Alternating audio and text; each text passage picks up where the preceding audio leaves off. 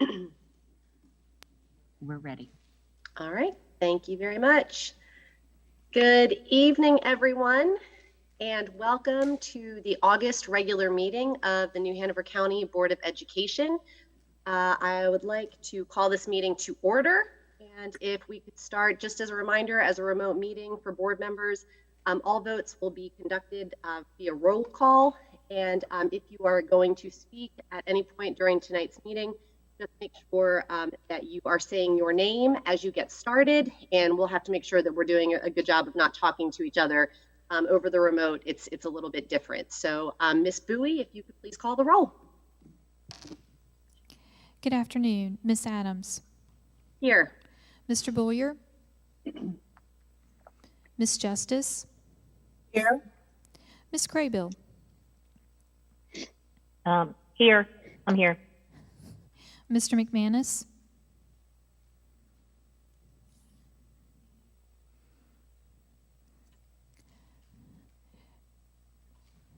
Mr. McManus. He's muted. Here, I'm sorry. Ms. Walker. Here. And Mr. Wildebohr. I am present. All right, thank you very much, Ms. Bowie. So we are starting our meeting off. This is the first with our revised agenda of a work session. So the first area that we are going to focus on are our board-related committees. And if Ms. Bowie, if you could please open up that item.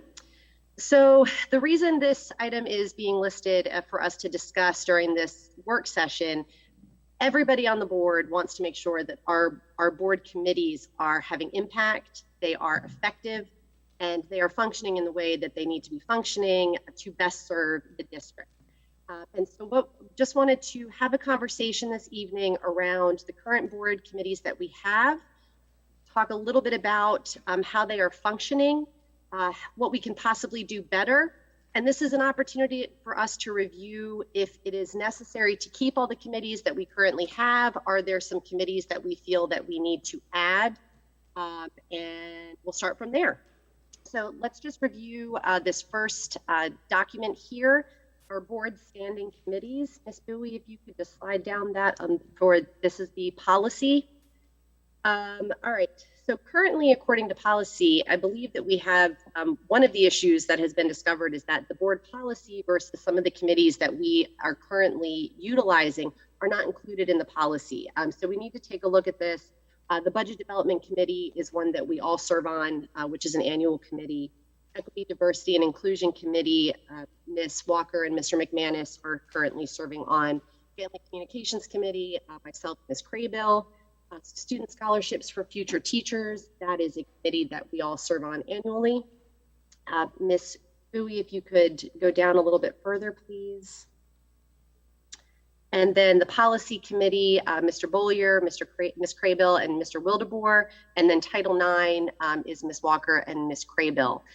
So those are our standing board committees. So we'll do a quick review of those. And then additionally, we have advisory committees. Under the advisory committees, these are committees where we have a liaison, not necessarily a chair for the committee, and there's been some confusion around that. So I want to talk a little bit about the differences between the board standing committees and then the advisory committees. So under advisory, we have ACES, the Calendar Committee, Educator of the Year, Gifted Advisory Council, which I believe has a new name now. And then the third committee is ad hoc committees. The ad hoc committees are committees that when there is a specific issue or problem that has presented itself, it is something that we can address with a temporary ad hoc committee until a solution is reached. So let's just start there. If we could go to the other attachment, Ms. Bowie, that lists out the current committees and who is serving. All right, Ms. Craybill, I'm going to throw this to you because I'd like you to speak to, you've been a big advocate around standardizing some things. If you could just share some of your thoughts on some of the ideas that you have, and then I'll pass it around to other members of the board for your thoughts on ideas of how we can, for our Board of Education standing committees, how we could possibly improve on what we have. Okay, thanks, Stephanie. So what I noticed when I first became on the board, actually before we even got on the board in our training, that in our training packet, that the committees, that information we got didn't align with our policy and didn't align with what was on our website. And 3 of them didn't even align. I'm really having trouble hearing her. Okay, hold on. Let me try this. How about this? Can you hear me? Sounds really digitized. It's like hard it's to, I'm robotic. not sure what you're saying. Can you hear me now? That's much better, whatever that you did. I- You need to do I that. must be losing. I must be losing some charge on my headset. So, all right. So what I was saying, Judy, was that when we first got our training in our packet about board committees, I noticed that it didn't align with what was on our website, and also didn't align with what was in our policy. So, and specifically, Yeah.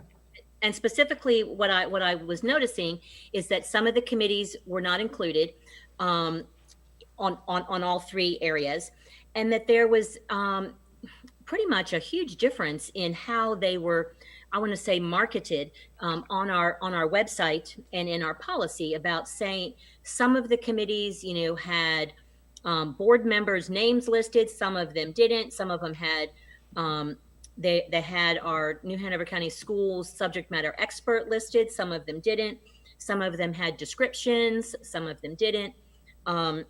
Some of them had community committee members listed, some of them didn't. And then to me, there's a distinction between board advisory and board liaison, because some of them are internal, like we're the liaison to an internal committee. And an example of that would be the curriculum committee, Judy, that you're on.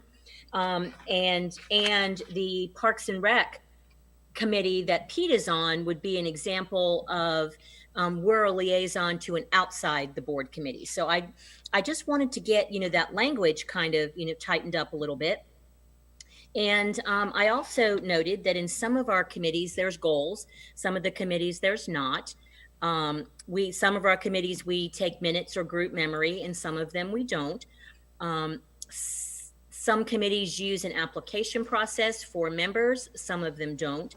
And I just thought that it would make more sense if we had, for us to talk about, of course, but like a unified or similar application process where a person from the community or the school system, because, just because you're in the school system, I think that, they should be applying also, but so that we learn about the individual and what skills they bring and experience they bring to each of the committees. And then we're going to have to go back at some point and look at our policy so that we can put in policy that we actually have an application process, and how we go about doing that. So there was just a couple.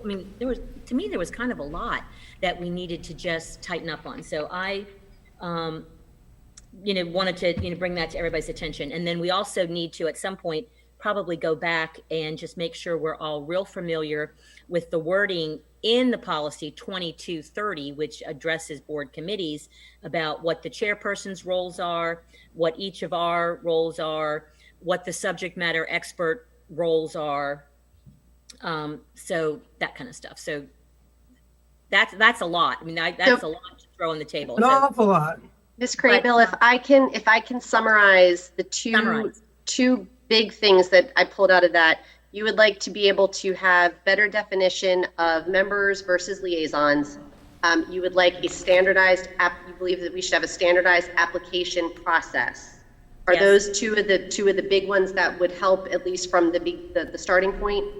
Well, and I would like to add a third, that we come to some agreement that all of our committees will be advertised, if you will, in the same manner, with Okay.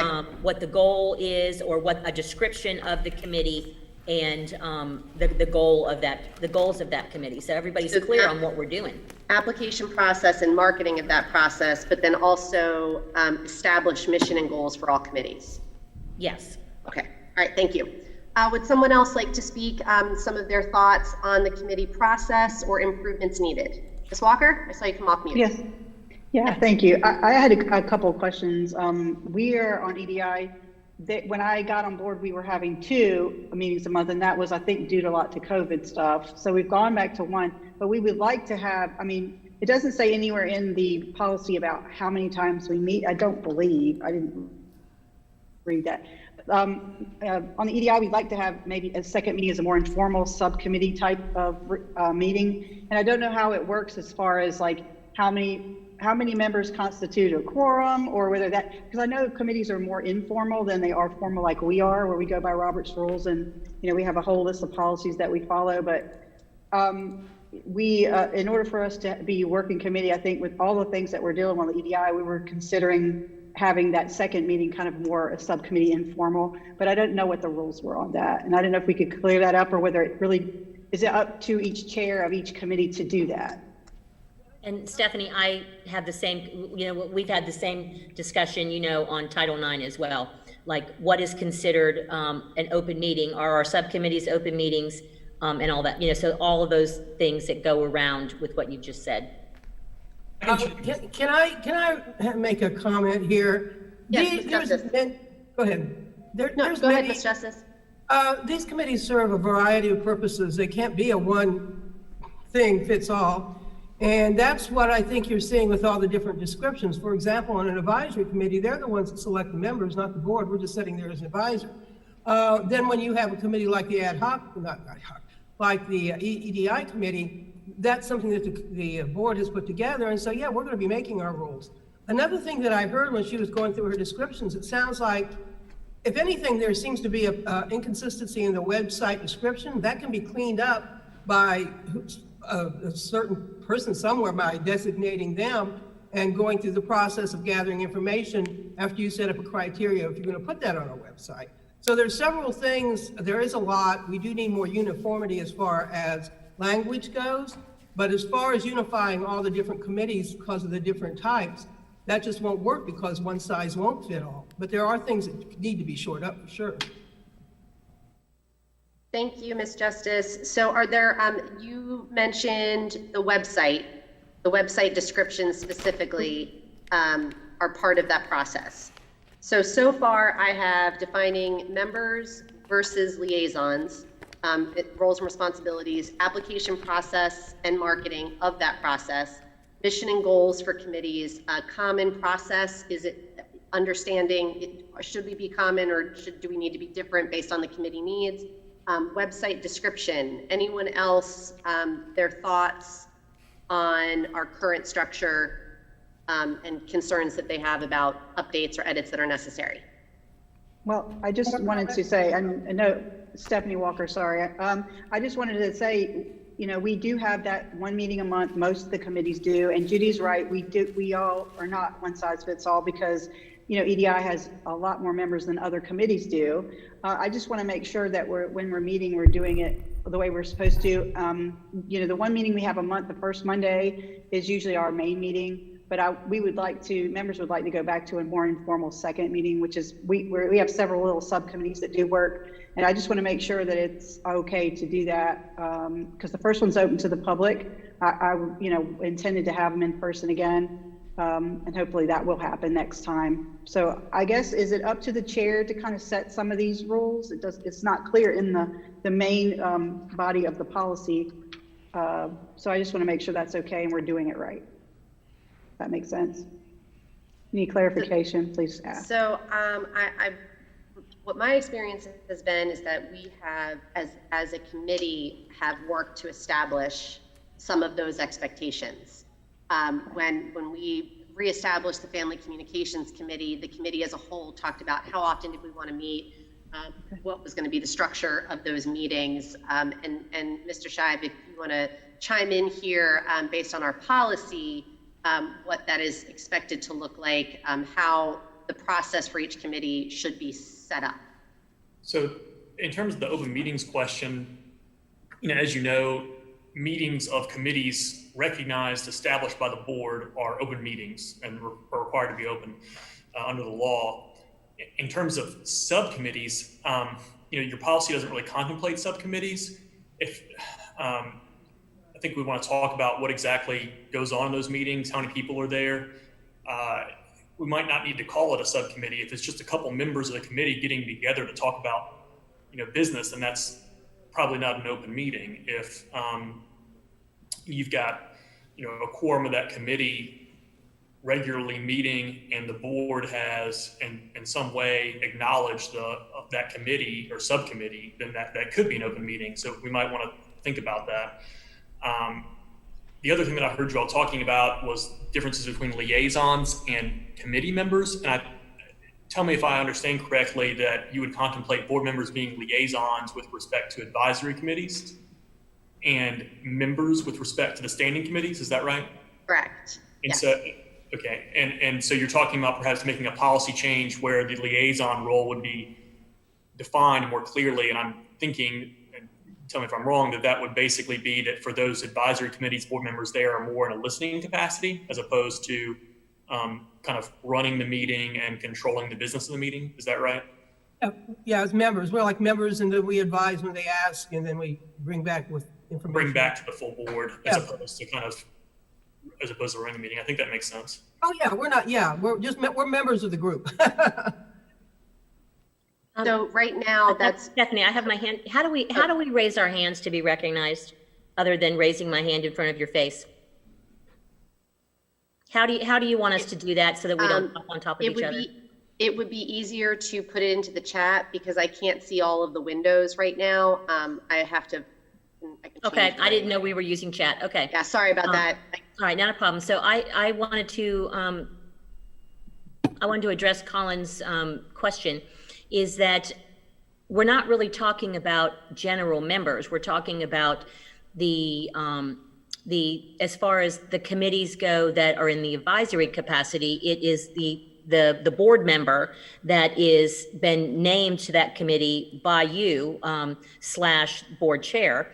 And it's my understanding, and maybe this is where we're wrong, is that we are a participating member of that committee. We are just not responsible for running the meeting, setting the agendas, and accountable directly for the outcomes. That is the responsibility of the New Hanover County Schools subject matter expert who is charged with running that meeting. So that's what my impression was. So if that's not right, then we need to have that clarified. And then when we are a liaison to the outside committees like the Hannah Block and the Parks and Rec and those kind of committees, that our board member is there to pretty much, listen, but to represent the interest of the school system. So is that not right? Are you talking about committees that are not Board of Education committees? Yes. We only have several Board of Education committees, and that's what the advisory status is. Are those really Board of Education committees, or are those just committees that a Board of Education member has been assigned to? Because if you read what the few that do have descriptions, it tells what that committee is supposed to be doing and who is supposed to be on it. And we're just one, person named on that. So we're not responsible for the outcomes. We're responsible for listening and reporting back. But on the other committees, outside committees, we're on it, but only representing the interests of the school system, really not to do anything. Right. So if it's an outside committee, something not listed in our policy, then yes, you're a liaison. That's not a meeting noticed by the Board of Education. That's a totally separate meeting. The advisory committees that you have listed in your policy, those are committees that we have established, and we've set the parameters of those committees and stated, the terms by which board members will be participating. Yeah, but all right. So here's what my question is, and maybe this is what I wanted to ask, Dr. Faust or you, where it says under B, the board will also form advisory committees for specific purposes. And, but when you read about what the advisory committees do, they're just making recommendations to the board, but it's not really a board-led anything. You know, we've just basically invited ourselves to be on committees that the school system already has. Is that not right? Not necessarily. Look at ACES well, it's not ACES anymore. That name has changed, but some of the advisory committees. ACES is still listed, Judy. ACES is still listed. We changed the name last year, and that's why we need to change it in our documentation. Okay, okay. But because it was getting too confused with other ACES. I don't want to go into that right now, but the point is that's an advisory committee that was originally put together or promoted by the school board itself. It became part of the Exceptional Children's Department, and the parents needed it, and they're part of it. And so we're there in the sense we created it, but we've stepped back now and they're running it. So, I mean, each one of these, like the Hannah Block, that's a totally separate thing, and we're on it. There's a variety of things going on. You can't cut every one of these because of the circumstances. I just So feel like I feel like we need more definition, that's all. Yeah, I think that there's definitely room for more conversation here. I feel like this is looking at the policy of our committee creation process, and I almost would suggest an ad hoc to tackle this as far as the process and what could fit into that and what couldn't. So that's just something to throw out there as an option. What I would like to just ask of the board, one of the committees that I would like to see as a standing committee that we currently don't have, but I feel is very important, is a legislative committee.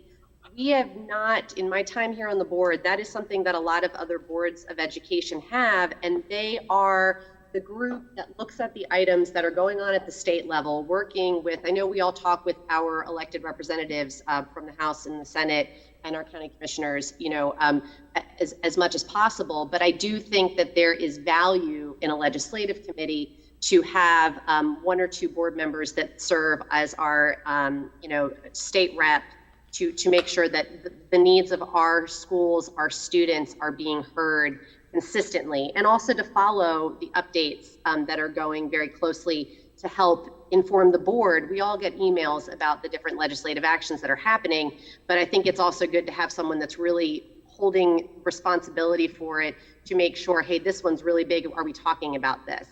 So that's just the thought. I feel like we should have a legislative committee. I'm curious if there are any other committees that board members feel would be necessary. Yes, Ms. Craybill, I see your hand. So we do need to add in under the advisory committees, the School Health Advisory Team Committee called SHAC, because our policy 8720, which is now, let me find it, it's 6140.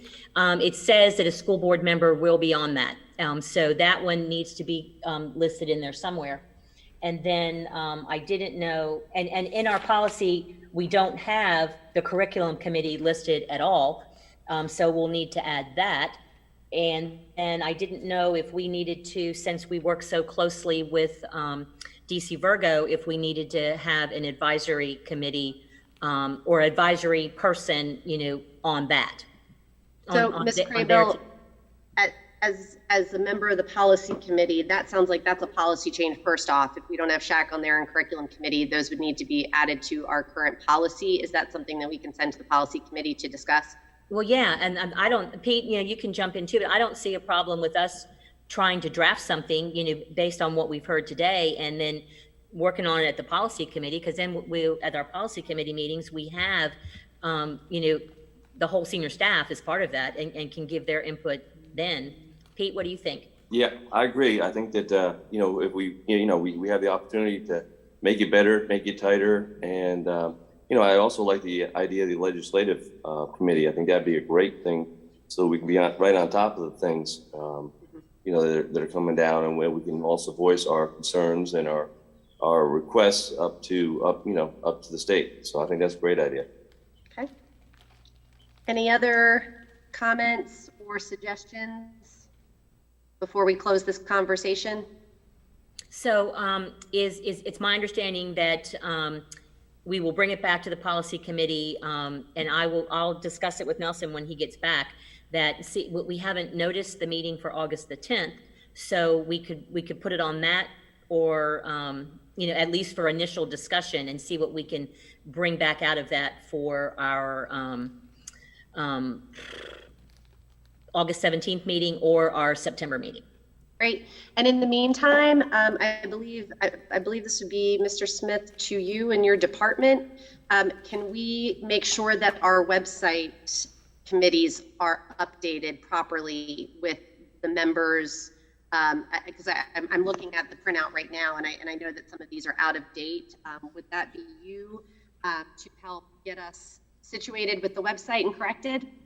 Yes, that's correct. Happy to provide those corrections or make those corrections online, and the answer is yes. Great, thank you. So that's a good start. So we'll start with the policy committee with updating a few of the ones that need to be included, and we will go from there, and with the possibility, I think, maybe of an ad hoc to look at the process overall to be able to move into 2022 with a more effective committee process. Thank you. All right, that was our first work session. That was effective. Ms. Adams, I had a question, just for clarification on what work sessions are meant to do. I know that something got added to it, but I just thought work sessions were a general time for us to be discussing things that were coming up before the meeting, maybe on the agenda, or ways that we can save time on our agenda coming up. Is that we never really defined what they were, and so I wouldn't mind talking about that to see if we can establish some kind of norm when it comes to work sessions. Sure. Does anybody have any thoughts? So to the committee that brought the work sessions forward on the agenda discussion, would anyone like to speak to that? Ms. Justice? Yeah, that would be me. Yeah, that's exactly, Ms. I was rather surprised to see this work session. First of all, I think it's a great idea we just talked about the committees, because that is something we need to. But I was under the impression that that would be the kind of thing that you'd put on the agenda and have a second and then do what we just did. And that's what I thought this work session was about, was to be agenda items, discussions, if they did need a vote that day, so that we would be not talking about it during the regular session and spending that time when we could be doing it for other things. And the same situation, and I'm sorry, guys, the same situation as far as other items. So we didn't intend it to bring brand new topics and then work on them when we were in the ad hoc committee. That was not what our understanding was or what our recommendation was. I think today was very productive, but in the future, could we maybe define that we should do it according to the agenda items, or possibly ones that we will be working on in the future that we've already discussed and know are coming down the line, instead of brand new topics just thrown out there, because this time was to be used to shorten our meetings, not to just add more stuff on. Now, if this had been suggested as an agenda item and then a second, then this would have, that's what we were expecting. Ms. Craybill, comments? Yes. So it was my understanding from all of our discussion that the work session items were there to definitely streamline our meetings, but to talk about topics that would be coming up. But nothing that would be voted on during the meeting that followed the work session, because we all agreed, and correct me if I'm wrong, we all agreed that we weren't going to be work sessioning and then having a discussion and a vote at the meeting, at the board meeting that the work session was a part of, so that everybody had a chance to ask questions of whoever is presenting the information, kind of like what we just did here today. And then we go off and we do whatever research that we need to do so that we are ready to actually have a vote at the next following meeting, whether it be interim or whether it be regular board meeting. And so just for the record, I did ask for this topic to be put on a work session and I had a second. So I don't think that handling a work session should be any different than handling an agenda item. But this is also an opportunity for Dr. Faust and his senior staff to give us some pre-information about programs and protocols and things that are coming up, so that we can think about them, digest them, and then be ready to have votes at the following meeting. That was my understanding. So, and I think Mr. Wildebohr might have been part of that discussion as well. So he might want to jump in. Well, can I finish though about from the ad hoc committee? Basically, we're saying the same thing. It's the way it's presented. Because it was either from, the staff, senior staff want to present us things we will be looking at later on, or it would be agenda items that we needed more information on. It's just a matter of presenting this as an agenda item in the meeting before, so we would have known it was coming up, not just throw it on there. I think that being that this was the first one, I think we're still getting our sea legs underneath us. Yeah, I think we'll get into a cadence of how this works. The conversation that kept coming up was the board wants to talk about things that we're not acting on, and there's never time to do it. And so that's another piece of this too, is it's an opportunity to discuss topics that do not necessarily need immediate action. So I think this was a productive discussion. I think it definitely got us started. I want to keep us on time tonight, and so I am going to close this discussion. And we're going to go ahead and move on with the rest of our agenda.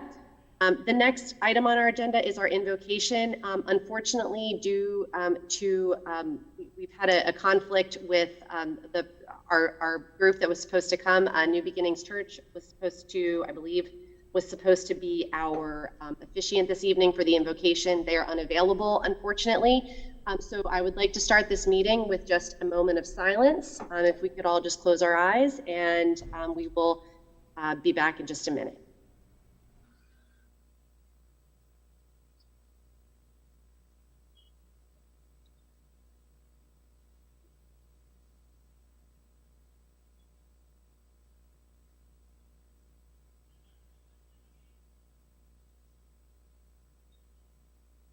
Thank you. And we look forward to having New Beginnings at an upcoming board meeting again. So we will make sure that we get that rescheduled. All right, the next item on the agenda is the Pledge of Allegiance. And so if please turn to whatever flag may be in your home.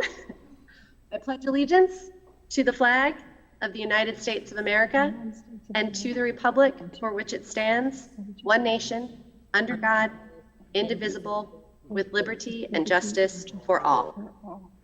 Thank you. Next up is the approval of the agenda. I would like to first start, due to the fact that we moved to remote, I would like to ask for a motion to pull the recognition item off of tonight's agenda. We want to make sure that Ms. Kennedy, who is being recognized this evening, gets her due in front of an audience when we have an in-person meeting. So I'd like to call for a motion to remove recognition off of tonight's agenda. So moved. Second. Was it Mr. Wildebohr? Oh, I'm sorry, Mr. Wildebohr, so moved. Thank you. Is there a second? Second by Ms. Craybill. Thank you, Ms. Craybill. Any discussion? All those in favor say aye. Aye. Oh, sorry. Aye. Roll call. Ms. Bowie? Miss Adams. Aye. Miss Justice.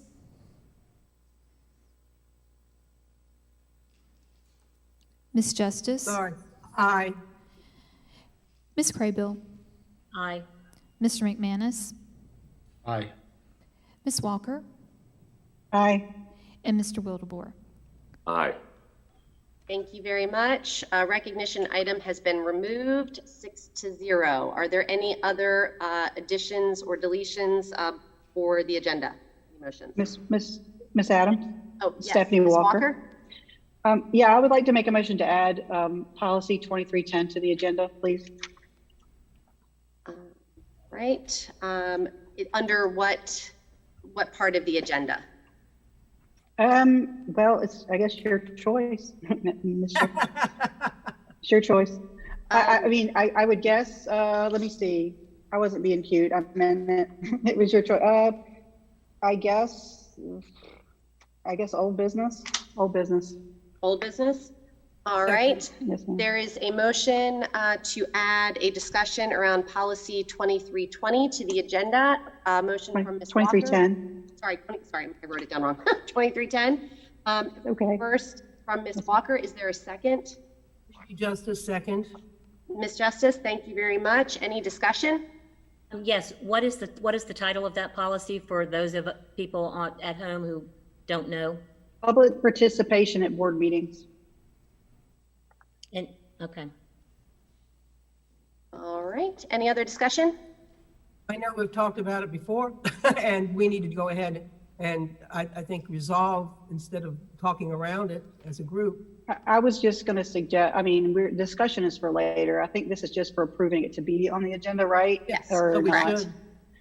Okay, is that okay? All right. I mean, So there's a motion and a second to add a discussion around policy 2310 under old business. Ms.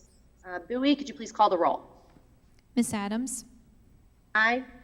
Ms. Justice, Aye. Ms. Craybill, Aye. Mr. McManus, Yes. Ms. Walker, yes. and Mr. Wildebohr. Yes. All right, thank you. Item is agended. Agenda item is added to old business. Yes, Ms. Craybill. So I noticed that it's already on our agenda, the closed session that is following, but I didn't know if we needed to make a note that our policy 2330, we inadvertently left off of closed session when we added work session. So I didn't know if we needed to officially say, let's put the closed session in, and then also to add a closed session to the end of the meeting after announcements. So is that two? So the closed session at the beginning of the meeting has been noticed, but yes, we do need to add an additional closed session for today. So at the end. So if you would like to make that motion, that would be great. Okay, add it to the, add an additional closed session to the end of the meeting after announcements. All right, so the motion is to add an additional closed session after announcements. Do I hear a second? Second. Thank Mr. you, Mr. Wildebohr. Wildebohr. Any discussion? Yes, Ms. Adams, Stephanie Walker. I know that we approved, I think we discussed that we had approved our new agenda format last time, adding the work session that we had inadvertently forgot to put closed session in there. Is that what this is meant to do, or is this an additional closed session? This is an additional closed session. Okay. Was there any issue with not having that on that format that we chose last time, or is that something No. we don't need to do? No, our policy allows for us to add closed session if necessary. Okay. All right. Thank you. All right, Ms. Bowie, could you call the roll, please? Ms. Adams, Aye. Ms. Justice, Aye. Ms. Craybill, Aye.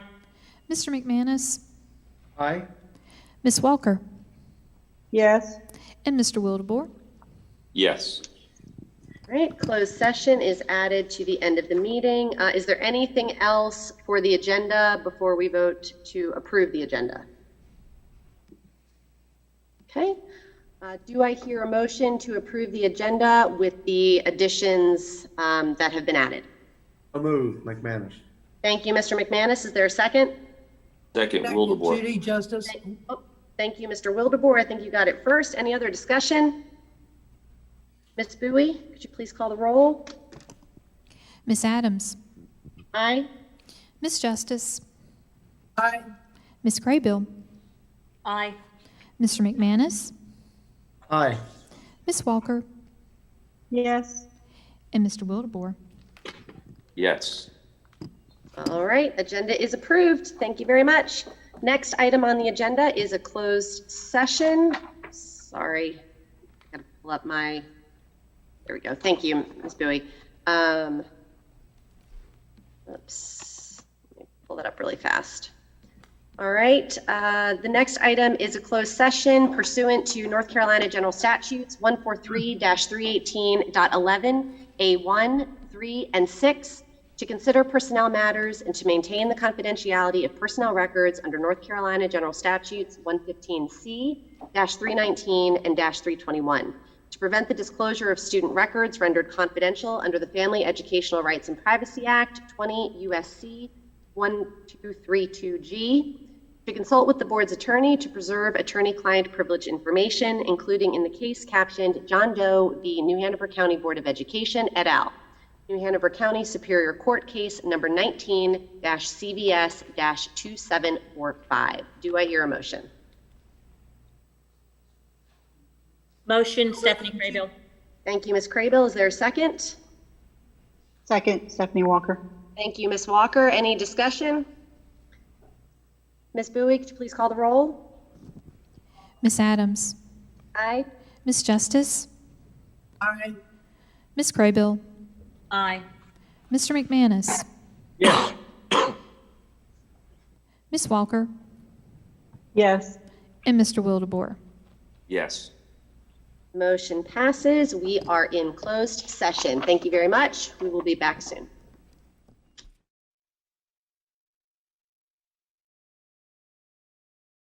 All right. Thank you very much, Ms. Baggy.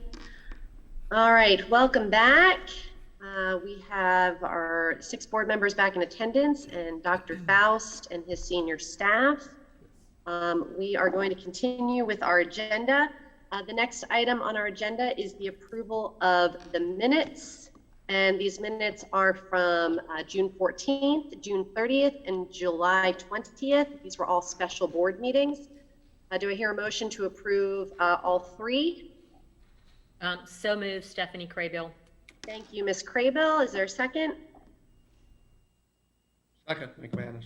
Thank you, Mr. McManus. Any discussion?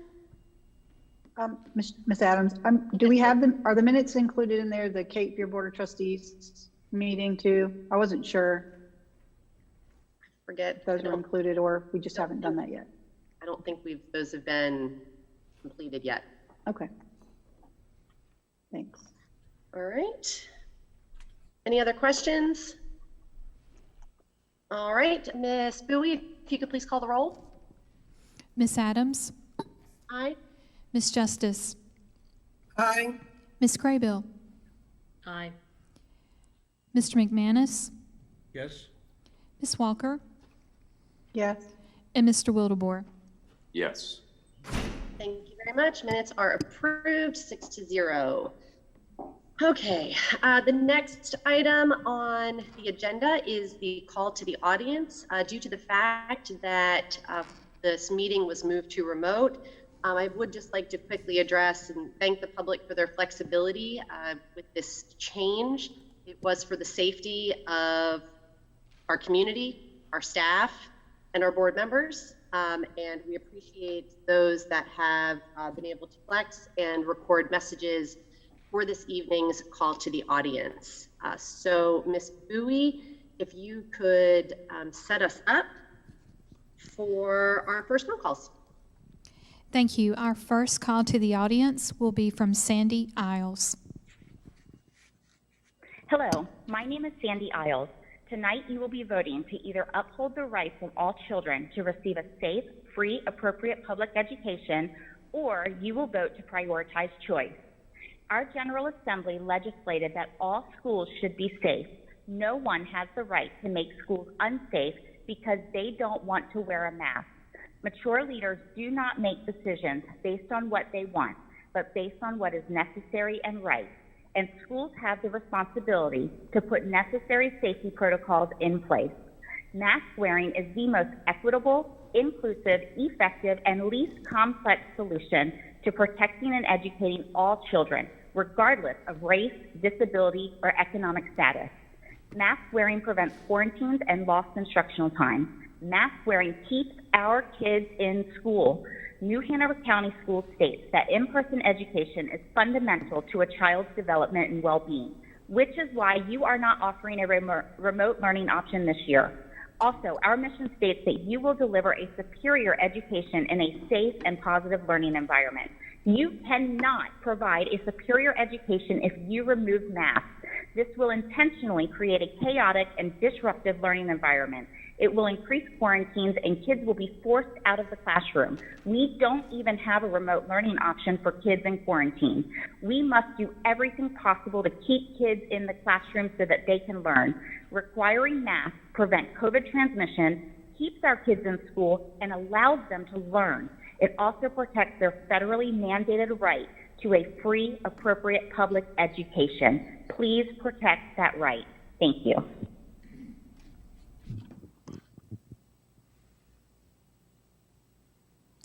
Next, we have Christina Mercier. Hello, my name is Christina Mercier, and I want to talk about masks in school for the fall. I am a teacher and am vaccinated, and I originally hoped we could drop the mask mandate for this school year.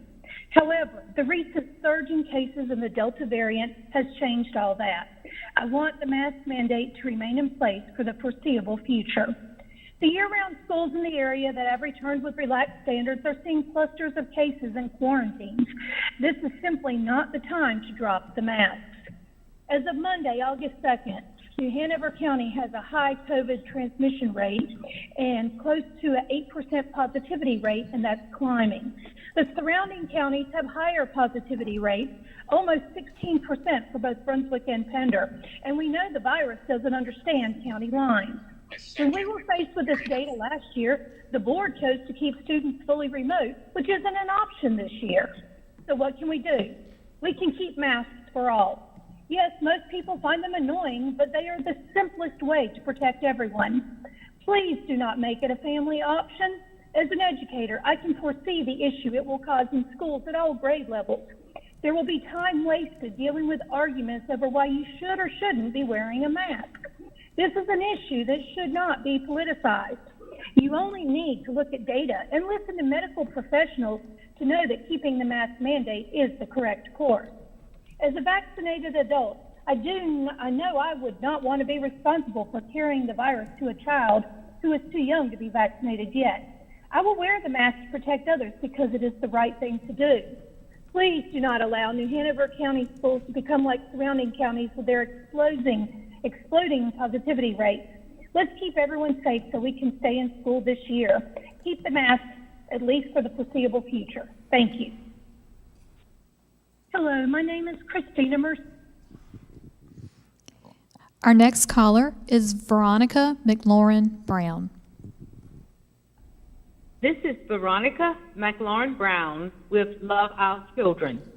A consistent, clear, and child-centered discipline policy is needed to stop the harm that suspensions do to our 4, 5, 6, and 7-year-old children.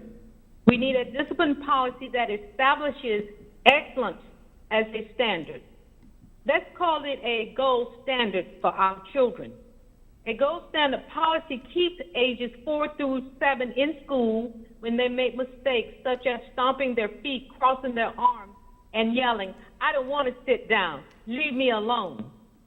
The gold standard policy would apply to every single classroom in every single school, and it would help ensure more equitable and equal treatment for all of our students.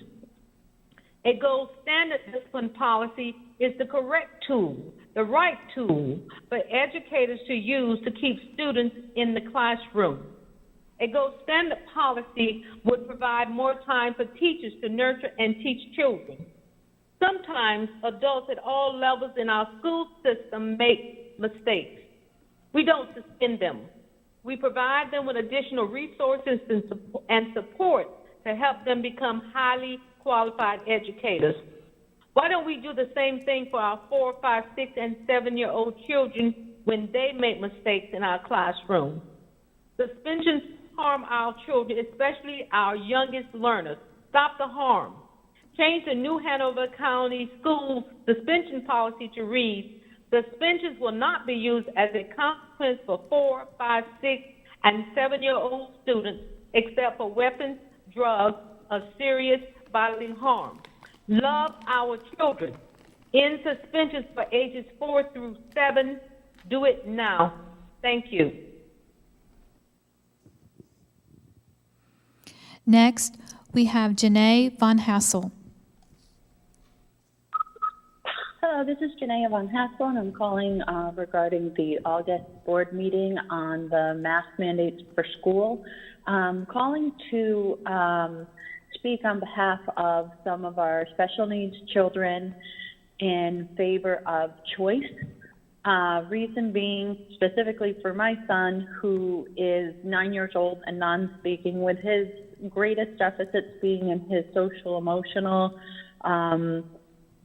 development, and I've had several speech pathologists and developmental pediatricians who have shared with me the impact this is having on kids like my son, who are not able to see, pick up on social cues, see faces, see lips and mouths moving, the impact this is having on speech therapy and the lack of progress children are making. Many children, specifically like my son, with these greater deficits, who are unable to see faces, see how the mouth forms to create words, and he's lost 18 months of being able to have, being able to see faces and having the appropriate type of connection with his teachers and therapists and other classmates.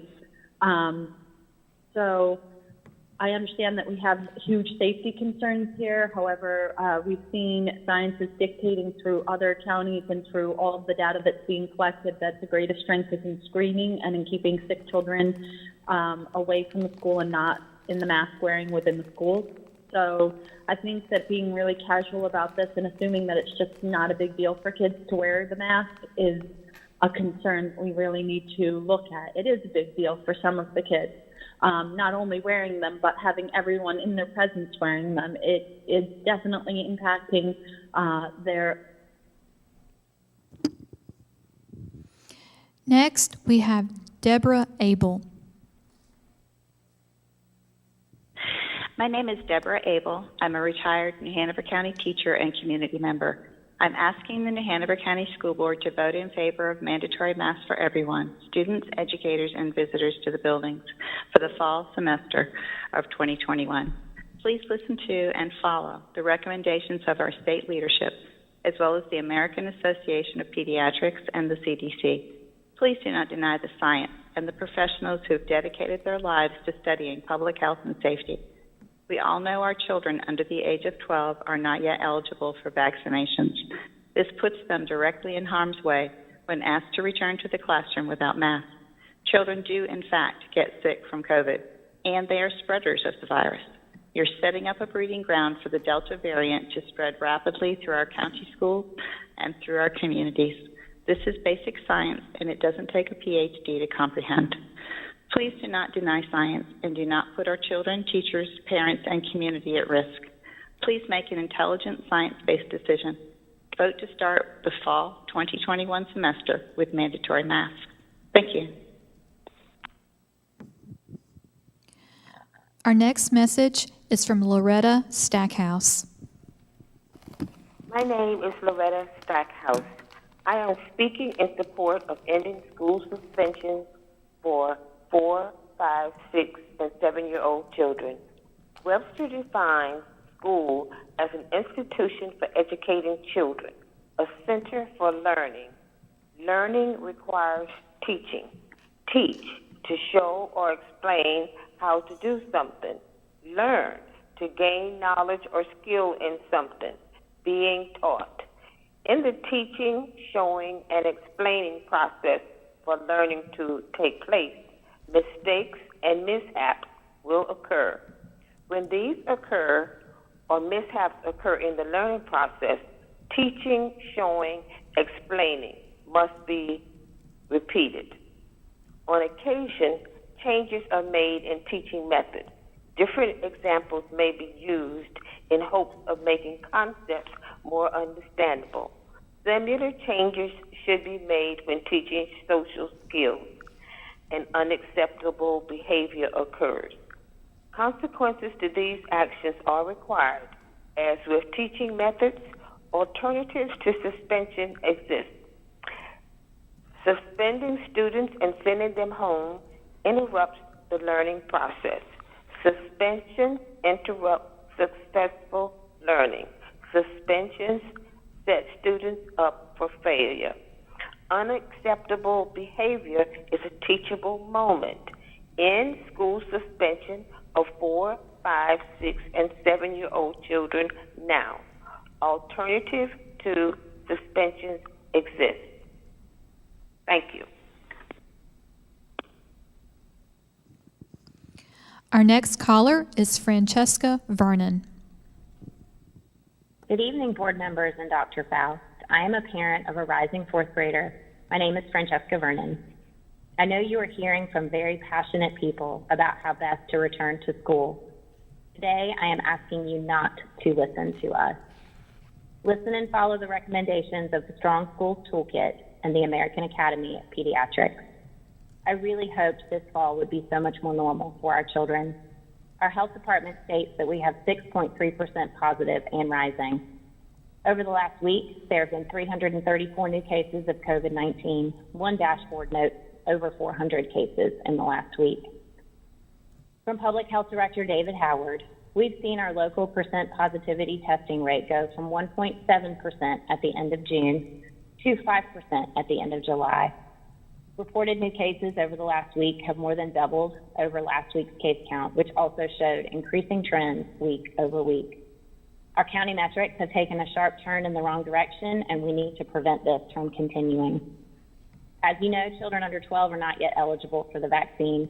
My pediatrician sent out information stating, "We know that the constant change in guidance and recommendations is exhausting and at times confusing. Based on this current surge and available guidance, we strongly recommend that all children K-12 are masked during the day and during any indoor activities." I don't like these statistics, but that does not keep them from being fact. I go back over and over to the fact that pediatricians, the medical experts on our children, who have no benefit from getting involved politically or otherwise, agree that this is the way to keep our children and more vulnerable populations safe. So please, listen to the experts.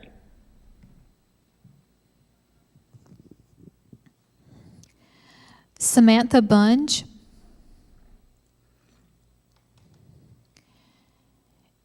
Our next caller is Peter Rawich. This is Peter Rawich. Ms. Varnum will be speaking about her school plan for the management of student behavior tonight. I heard a brief preview of it last week. I expect she'll be talking about breaking down assumptions. When there is problematic behavior in the classroom, we assume sometimes that the children are being disrespectful, or they haven't been taught better, or they're not using the skills they have, when in fact, they may be seeking attention or trying to gain power or control, or they're avoiding something they find displeasurable. The fact is, we don't have any bad 4, 5, 6, or 7-year-olds. We have young children who need our love and support. Suspending them from school just harms them. Using Ms. Varnum's plan, there are clear alternatives to suspensions, and our youngest learners can begin to receive the support they need on the first day of school. Her team-based school improvement plan has educators creating a culture of high expectations, providing engaging learning activities, and building social and emotional competencies that we can't assume all young children already have. The Board of Education can revise Policy 4300 tonight and end school suspensions for 4, 5, 6, and 7-year-old children, except for the possession of weapons or drugs or a violent offense. The school teams are being trained this week. Alternatives to suspensions are being put in place. End suspensions now, before the schools reopen. Thank you.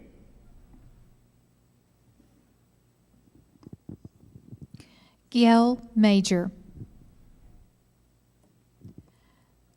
Our next caller is Barbara Garrow. Hi, my name is Barbara Garrow. I am talking about 9B and 12A. 9B is School Plan for Management of Student Behavior, and 12A is Masking Protocol. Ending school suspensions for 4, 5, 6, and 7-year-olds, except for drugs, guns, or very violent behavior, prevents a scar of rejection that can last a lifetime. Requiring masks for students, staff, and administration is also preventative and can save a life. Thank you very much.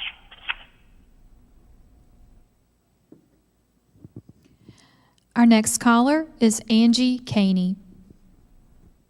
While the Vice Chair falsely claimed that there were no public concerns with Policy 5120, we beg to differ. An entire press conference was held last week just before the remote meeting to share those concerns. The board chose not to attend and ignore the public once again. How can we share concerns when you won't listen or even respond to emails? And now you refuse to allow the public to speak or even attend your meetings? Yes, Nelson, we have concerns with policy 5120 and the fact that our students are interrogated without their parents present. We have concerns with this policy being used to target specific students and pave that pipeline to prison. And we have concerns with equity, inclusion, and safety in our schools. We also have concerns with the time and resources being wasted to target and retaliate against advocates for simply sharing those concerns. This week's false accusations against activists for encouraging peaceful protests and attempting to educate the public was absurd and showed your lack of integrity and leadership. Nice try, but last time I checked, holding public officials accountable was not illegal. We will not be scared into silence so that you can make decisions in your secret meetings that are not in the best interest of our children. Based on the sheer hostility and aggression by other groups that some of you encourage as they attack our LGBTQ and students of color, our voices are needed now more than ever. Do not think it has gone unnoticed that you've put victims of sexual assault through reliving their pain once again this week in your heartless mediation. If you put forth half the effort to protect children from predators that you do in your attention-seeking wolf cry to protect yourselves, well, we might be making progress. You claim that we are dangerous, yet it is board members like Adams and Crable who have placed a target on the backs of victims by publicly blaming and shaming them, putting their safety at risk. It's been almost 3 years of being patient and waiting for you to find your moral compass and protect children. We are growing tired of waiting. Thank you. Our next caller is Josie Barnhart. Hi, my name is Josie Barnhart, and I'm here to speak on behalf of the Math Choice for Parents this school year. The biggest part of child development, and particularly in our young people, we need to have a good understanding of both the mental state of mind and academic growth for our kids to be healthy. North Carolina is required by state law to focus on our kids' social and emotional needs, and when you use a mask, that is ignoring what some of our kids are needing. Parents have the right to access their own child's risk and make the decision that best suits them. On July 14th, I wrote a petition, which I've been shared with you guys, as well as all over social media, about parental voice in public schools. Tonight, I'd like to read off those things. Number 1, mass choice. Number 2, the parents are responsible for COVID testing and vaccination, not the schools. Number 3, parents are called prior to a child being questioned by law enforcement. Number 4, parents are allowed to demand unbiased teaching. Number 5, the right to know when a student will be surveyed in class and have the option to potentially opt out. And number 6, parents should be able to see all SEL lessons and content prior to teacher implementation and allow opt-out of those lessons. As of August 2nd, this petition has over 1,000 signatures. I care about our kids, our teachers, and our staff. I'm going to continue to engage with you and stand up for my kids because they are my most valuable asset. Tonight, I ask that you vote for mask optional in New Hanover County and allow parents to choose what best fits their overall child's needs and not for you to decide for them. Thank you.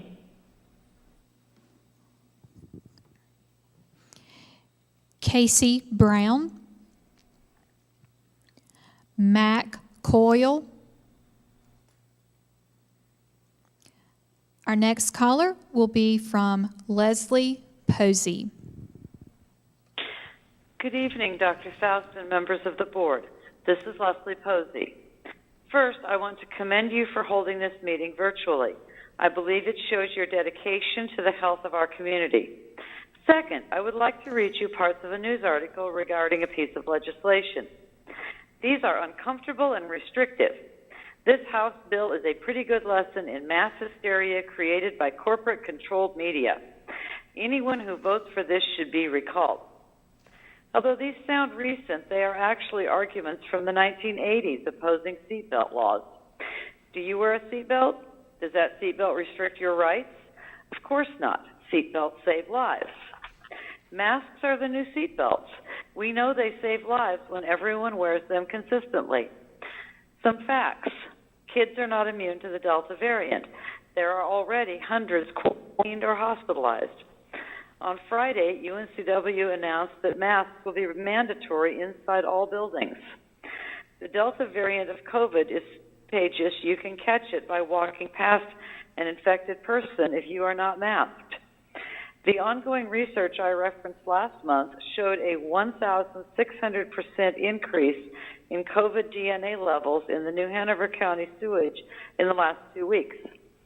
Finally, many people think that there have been so many changes in mask recommendations, it means that scientists don't know what they're doing.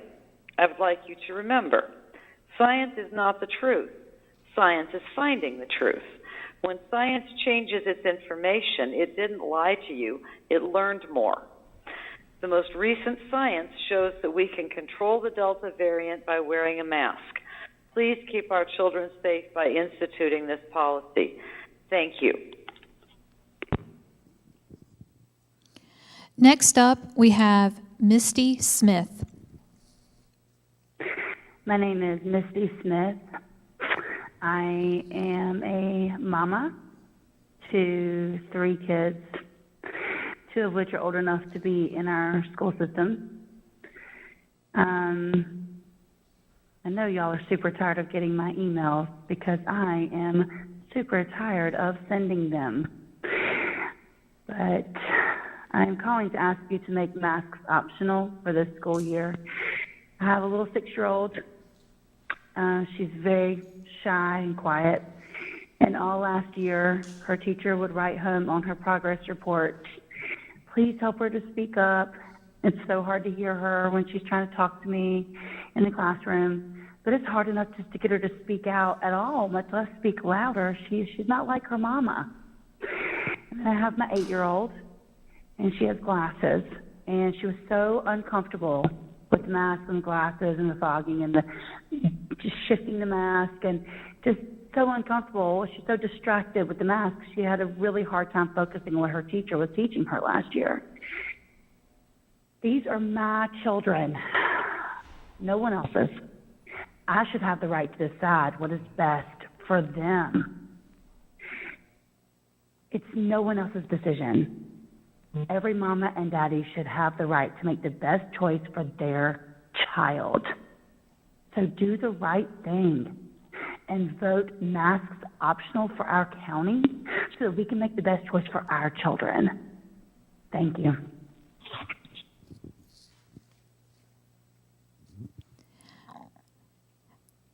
Our next caller is Catherine Harrelson. I'm calling tonight to respectfully request that the board vote to make masks mandatory for all staff and students upon the return to school. Please follow the guidelines and recommendations of the CDC, the American Academy of Pediatrics, the North Carolina Department of Health and Human Services, the U.S. Department of Education, the ABC Science Collaborative, as well as local pediatricians who all strongly recommend that all children in grades K through 12 wear masks during the school day to mitigate the spread of COVID-19. With the current surge we are seeing, a mask mandate is the best way to control the spread of the virus within our schools and to minimize the need for quarantines. A main goal for this school year should be to ensure that all students get maximum in-person instructional time. If masks are not mandated, we will have many students coming to school unmasked. If those students test positive, all students and staff with exposure to the unmasked students will have to quarantine regardless of whether or not the exposed individuals were masked. There is no remote learning option planned for this school year. If we have hundreds of students in quarantine for multiple days or weeks at a time, how will those students learn? How will they access the lessons they missed? How will they make up the instructional time that they have lost? Union County Charter School in Monroe recently returned to school without a mask optional policy, and because of no masking, they have 150 plus students and staff in quarantine. School leaders said that if a mask mandate had been in place last week, that number would just be those who had tested positive. They will be requiring masks going forward, but the loss of instructional time for so many could have been easily avoided. Please listen to the experts, consider the current surge in cases, look to the schools who have made the mistake of going back to school without a mask mandate, and make the right choice for New Hanover County students, staff, and our entire community. Thank you.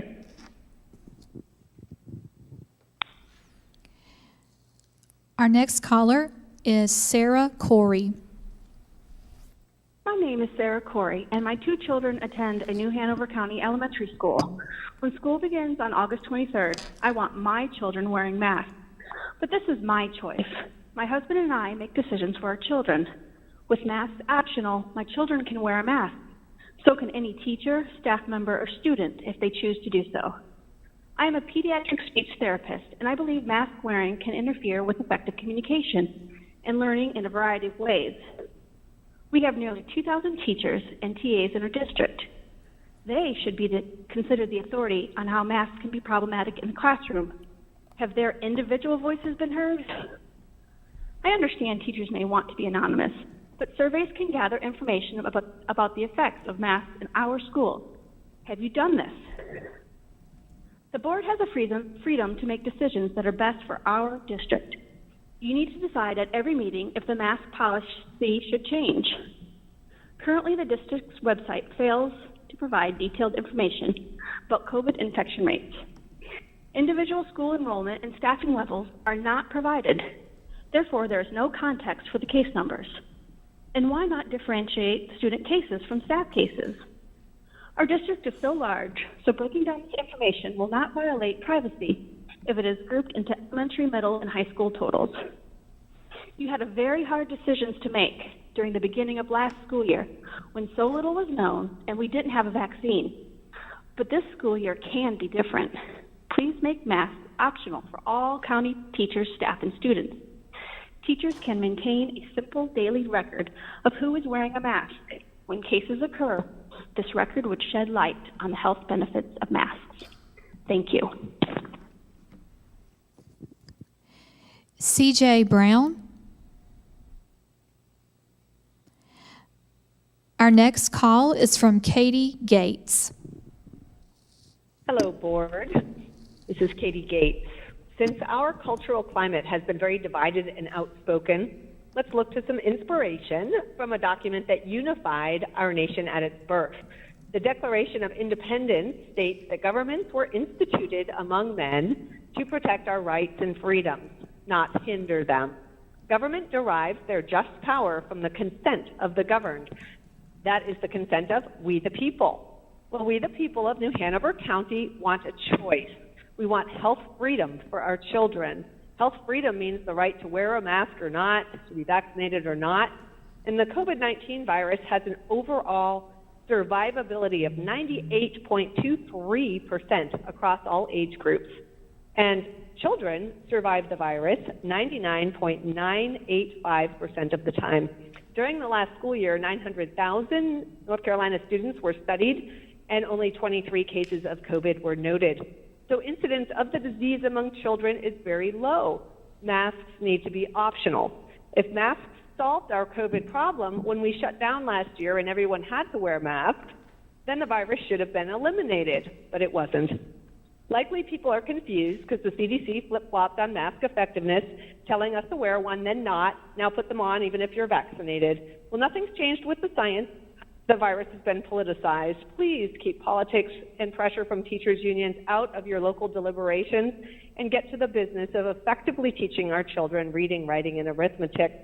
School board, you represent our community voice, and at this point, I do see your dilemma. There's strong opinions on both ends of the spectrum, but you don't have to mandate that everyone or no one wears masks. How about choose a solution that gives each citizen, each family, their God-given, inalienable right to choose what works best for their family? It's a great compromise. By approaching the middle ground, you, the school board, doesn't have.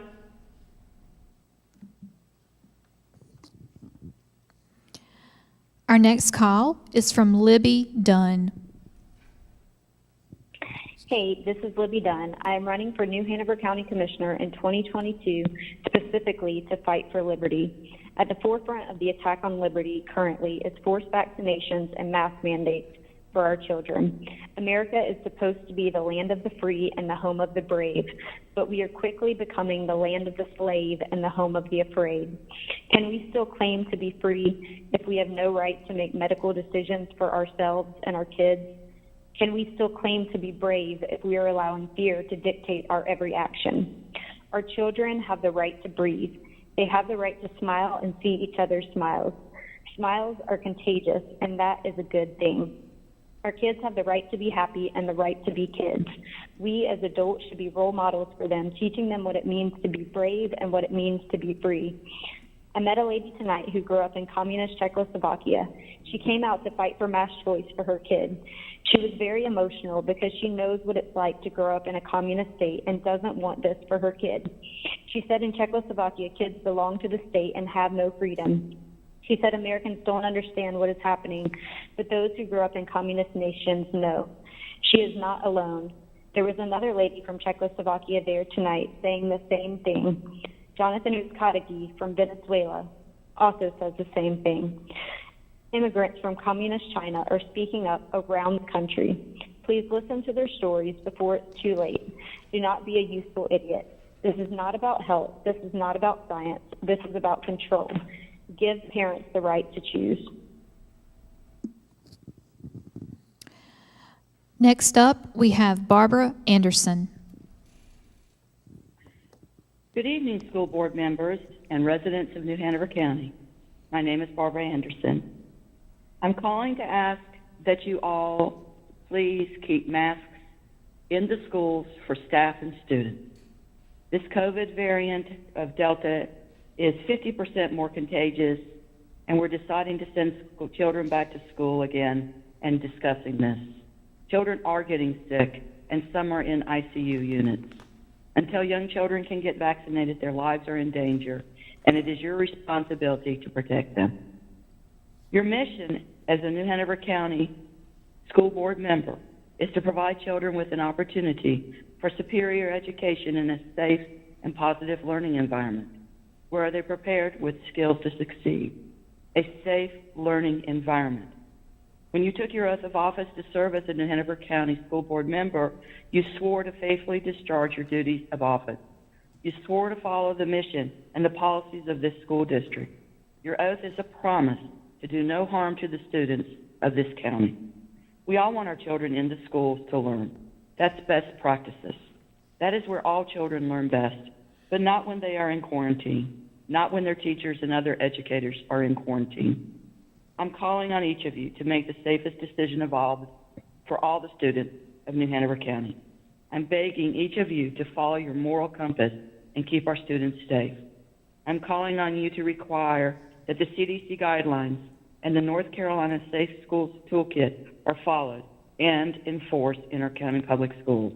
All students, staff, district employees, and visitors should be wearing masks when in any school building and maintain social distancing. Everyone should mask up. It is our civic duty to protect everyone. Thank you. Our next caller is Erin Coogan. My name is Erin Kogan, and I respectfully request you make masks optional for the 2021-22 school year. There have been 0 scientific studies done on the masking of healthy children. Policies for education should always be weighed against the very real possibility of emotional stress, psychological strain, stunted social development, as well as physiological damage. My oldest child suffers from migraines. Being masked all day in school has increased them. He was exhausted and irritable after a school day with a mask on. I was informed by his teacher that he would put his head down frequently. Between the desk shields and the mask's muffling voices, it made an already challenging subject seem impossible to the point of shutting down. My middle child is picked on and bullied by other kids for needing to pull her mask down below her nose because she was struggling to breathe. My youngest child is going into preschool this year, and I am concerned about her ability to understand and interact with her peers and teachers. She received speech therapy as a toddler, and her speech is still immature. I worry that her being masked could stunt her speech or prevent her from improving, leaving her at an avoidable disadvantage.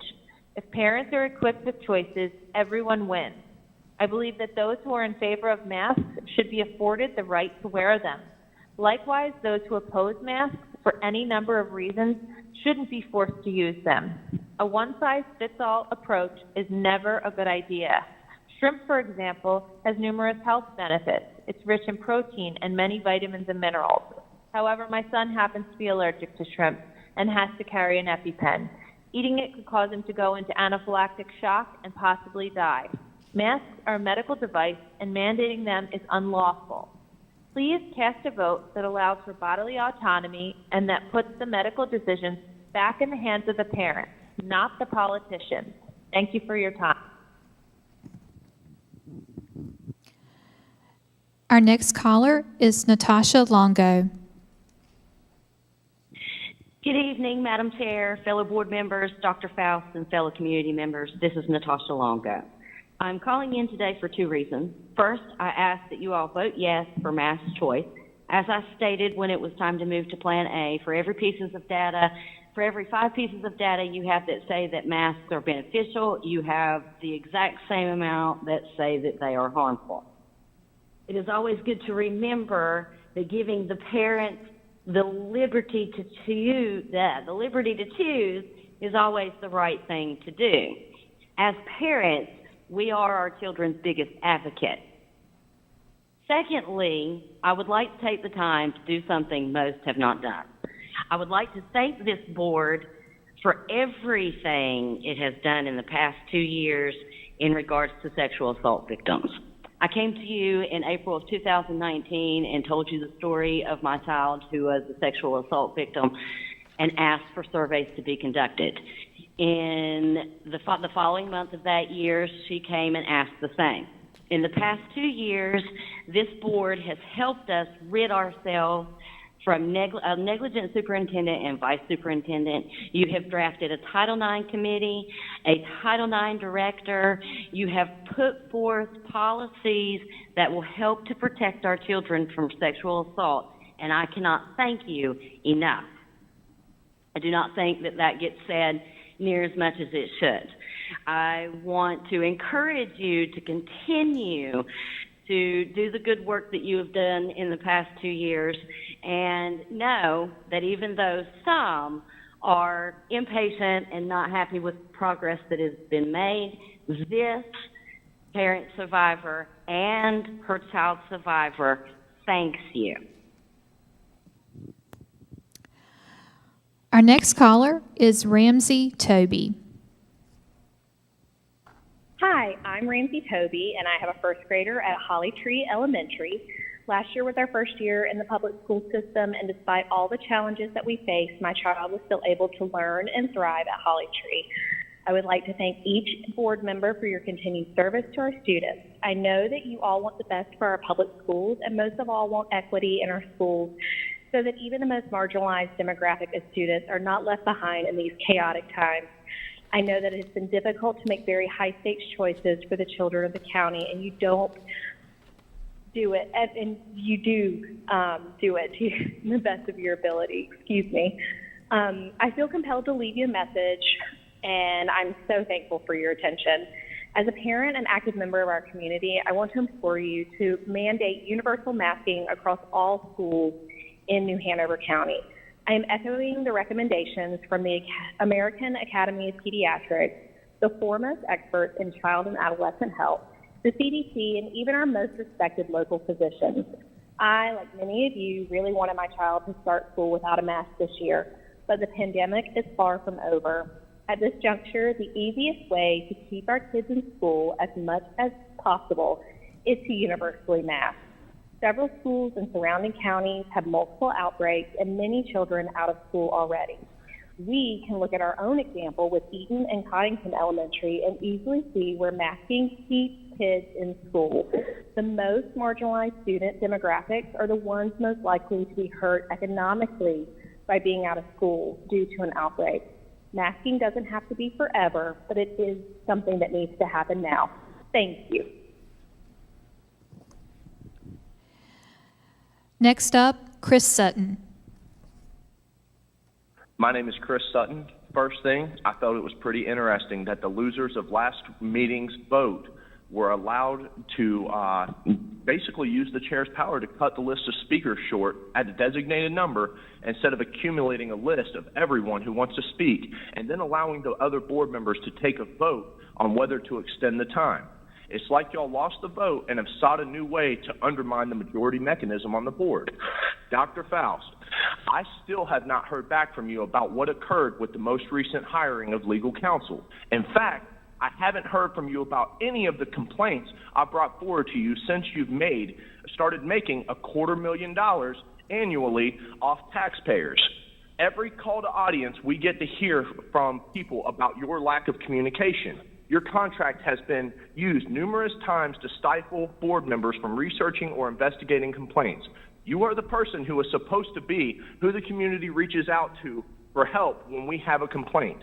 You are the tip of the spear for our grievance mechanism, and it's like you've used your position to impede, delay, and overall just not deal with our problems. We, the people, have the right to know if we just had to hire another attorney in the 11th hour of a lawsuit because Tharrington Smith cannot fulfill all duties needed due to a conflict. They are contractors, and as such, the questioning prior to hiring should have been discussed in open public discussion and not closed session under the guise that it was protected by attorney-client privilege. We brought this conflict of interest up months ago, and Adams and Bollier both violated policy to make sure to weigh in on the situation. Now Crable has chimed in saying she feels there's no conflict. Well, if there's no conflict, then why do we just have to get a last-minute attorney brought in when Tharrington boasts they have tons of attorneys on staff? If Tharrington and Stagner couldn't do some of the work regarding the insurance company, then it's because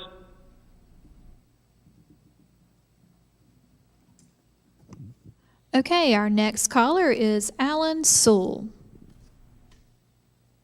Good afternoon. This is Alan Sewell, a longtime teacher and coach at Laney High School, calling in reference to the naming of the field for Larry Toto.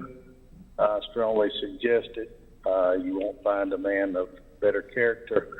I was informed today that a board member is bringing up something about Coach Toto at Laney High School. I want to clarify what I know about that.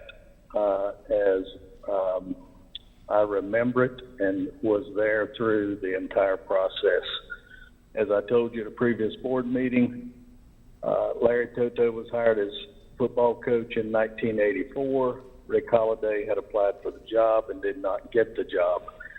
In the second year, Larry Toto demoted Rick Holliday to JV. Rick Holliday was not happy about that. Rick Holliday got his administrative degree, came back to Laney as assistant principal and athletic director, and fired Larry Toto. There was no wrongdoing. There was no embezzlement. There was no anything. So if this board member is saying that there was, I ask for proof. Show proof other than a disgruntled person coming back in a position of authority and being vindictive in firing someone. Thank you very much.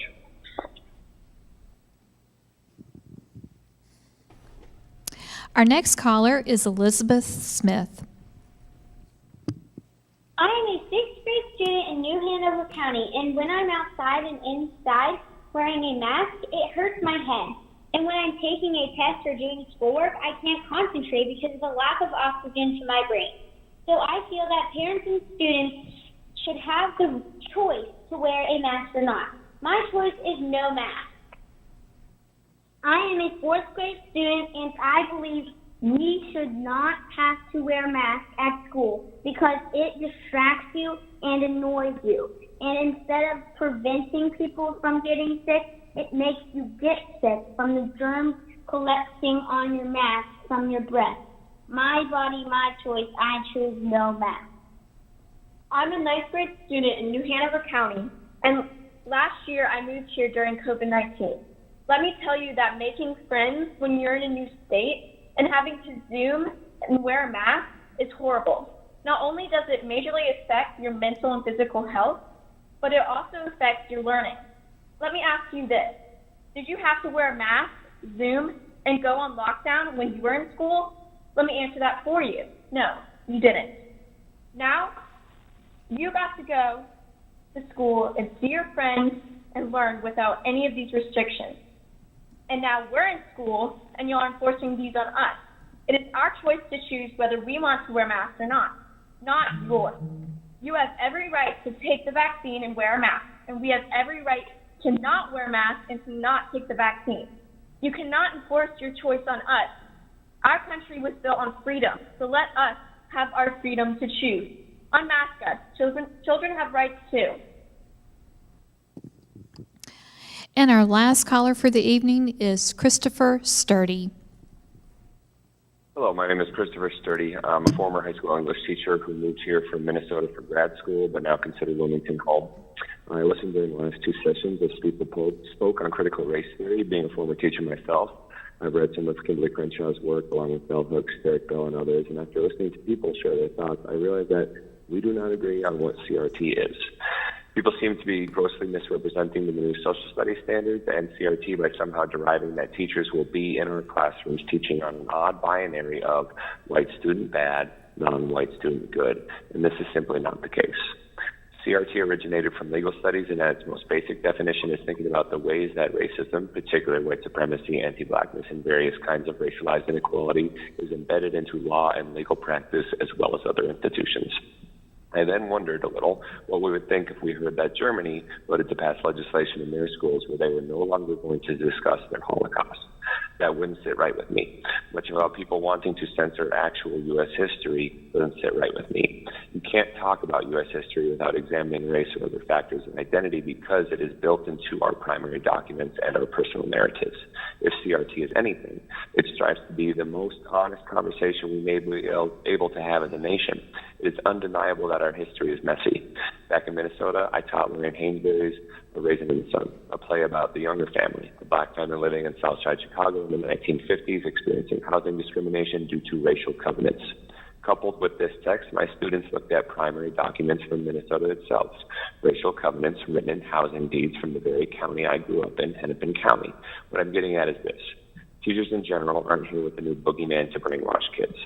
All the new stands are asking for is an honest look at how messy our history is, and that mess is built into our institutions, is documented plain as day in laws, in transcripts of interviews with politicians, and in letters written between historical figures. I invite our community members to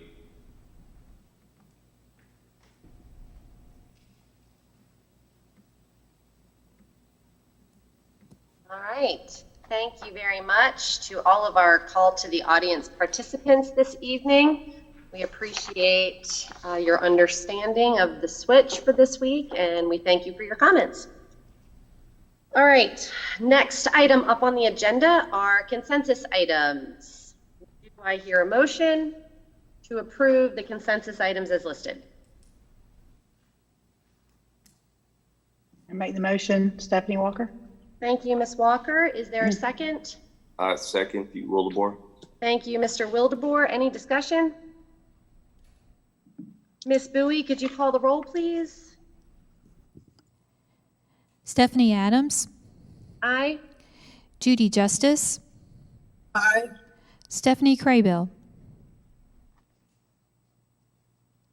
Ms. Craybill. Sorry, aye. Hugh McManus. Yes. Stephanie Walker. Yes. And Pete Wildebohr. Aye. Thank you very much. Consensus items A through J have been approved, 6-0. Moving along with the agenda into old business, policies for second reading. Ms. Craybill, with Mr. Bolyer's absence tonight, I believe that you are going to be taking our policy items and leading those discussions. Yes, thank you for the introduction. Before we get going into the policies for a second reading, which I see Crystal is putting up there, I'd like to invite Judge Jay Corpening, who just joined our call, to make some comments with regards to policy 5120. Welcome, Judge Corpening. Thank you for being here. Thanks.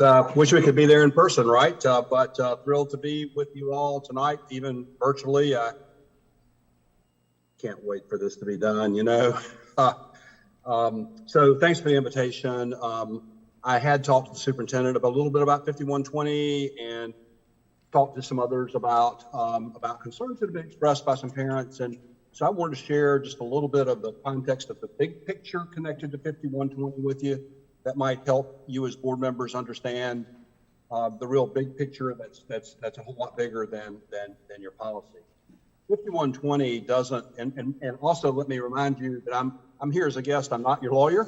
Your lawyer is on the call. I'm just here to add input. If you've got questions, try to answer questions, because I have been connected to school discipline issues and exclusionary practices for a number of years in New Hanover County. So 5120 doesn't live in a vacuum.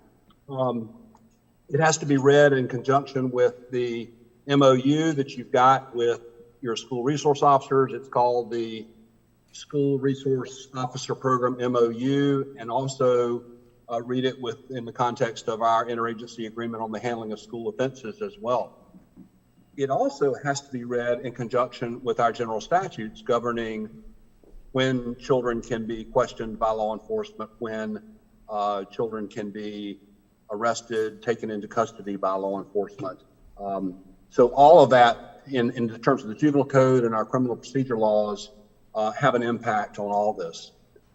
I also want to point out that it's important to remember that we have made incredible strides in New Hanover County since we began the work on our school justice partnership in 2013 and actually signed our first interagency agreement in 2015. I was actually invited to a statewide school safety summit yesterday in Greensboro to speak about our work in New Hanover County because it is a model across the state for working to keep kids in school and out of court. It has actually become the model for the entire state. It is included in the Raise the Age legislation that passed the General Assembly in 2017. It's trauma-informed work. It's about addressing behavior when and where it happens instead of pushing that behavior out of school and ignoring it by sending it to court, by using suspensions. And we've reduced court referrals since the school year 2013-2014 to the last year before COVID, 2019-20, by 67%. So we're not running kids down to the courthouse. Law enforcement is not running kids down to the courthouse. In fact, more kids than ever are staying in school and not being referred to court. More and more offenses that happen at school are being handled by school officials. In fact, the greater majority of offenses that happen at school are handled by school officials as disciplinary matters instead of handed over to law enforcement prosecution. In fact, court referrals, are so far down that even with the impact of Raise the Age in North Carolina, implemented December 1, 2019, my juvenile court days are still not busy because we're doing such a good job not charging kids, working with kids and their families. And so I felt like it was important to share that good news at the outset of this conversation because good work has been done. I did read the School Resource Officer Program MOU. I'm intimately familiar with the interagency agreement because I continue to do that work. They're solid documents about the relationship between schools and law enforcement. And, Mr. Shive, your lawyer who's advising the board can talk to you more about that if you've got questions. But the purpose of policies like 5120 is not to set out in great detail everything that's in every contract that you have or every MOU that you have or in state statutes. I'll comment specifically about two issues that I heard from some parents on and had a couple of meetings about. One was about interrogation of students by law enforcement, and one was about arrest of students by law enforcement. Those were two of the concerns. So parent notification in case a child is interrogated is required by your law enforcement MOU. That said, law enforcement doesn't have to wait for a parent to question a child. For example, some of you have had 16 and 17-year-olds who are out driving. They pull your 16 or 17-year-old, you don't get a call.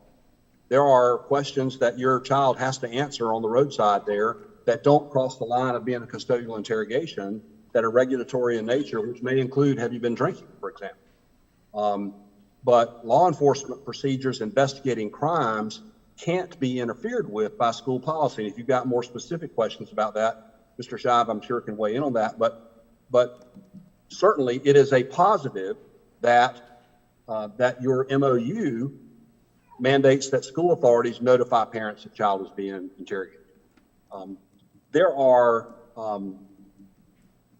There's some myths out in the world about Miranda warnings and police questioning. Police don't have to automatically issue Miranda warnings. They don't even have to issue Miranda warnings if you're arrested. It's only if there's what's called a custodial interrogation that takes place. And that's been the subject of litigation for decades in the United States Supreme Court, in our own state Supreme Court. I actually took a Miranda case to the United States Supreme Court in the late 1990s when I was still in private practice. The definition of custodial interrogation has changed dramatically. It doesn't mean that someone's under arrest, but it means that it would appear to them that they're not free to leave, that restrictions have been placed on their liberty, even though they may not be in handcuffs, maybe, and the words "you're under arrest" haven't been uttered.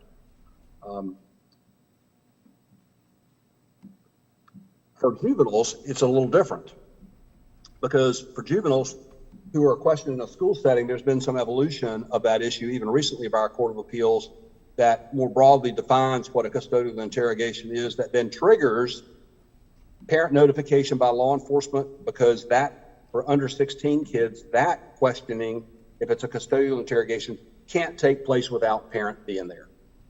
That can't happen.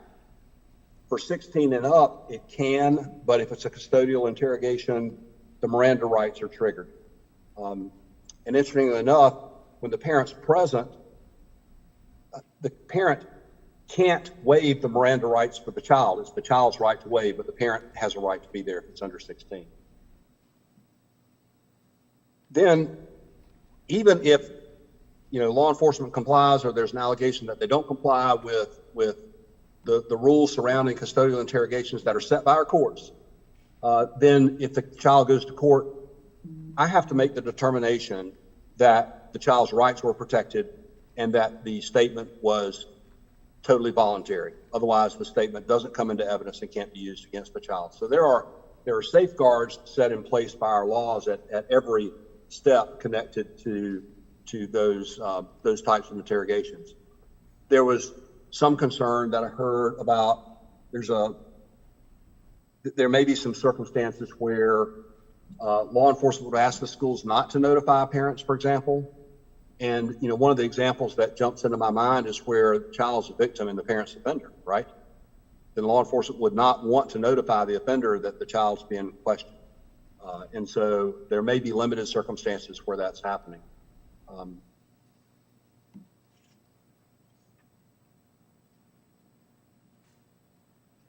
On the issue of kids being taken into custody, the really good news is that with the advent of Raise the Age, once again effective in December 2019, law enforcement can't arrest or cite or charge an under 18 student without asking permission of juvenile justice. That process is there to protect children. Every case that's referred to juvenile justice is not sent to court. Our court counselor's office divert about 51% of all cases referred to their office into evidence-based services for kids instead of sending them to court. So that's I think really good news. But then the rest of the good news is that even if they're asking for what's called secure custody, for a kid to be taken into custody and taken to detention, then they have to ask the court counselor, the juvenile probation officer, to contact me to ask my permission. And we have used an evidence-based detention tool to evaluate whether the child needs to be in secure custody or not for years. And we shifted that tool just a few years ago, but we have used an evidence-based detention tool for years to evaluate that necessity. But it requires multiple decision points before that can happen.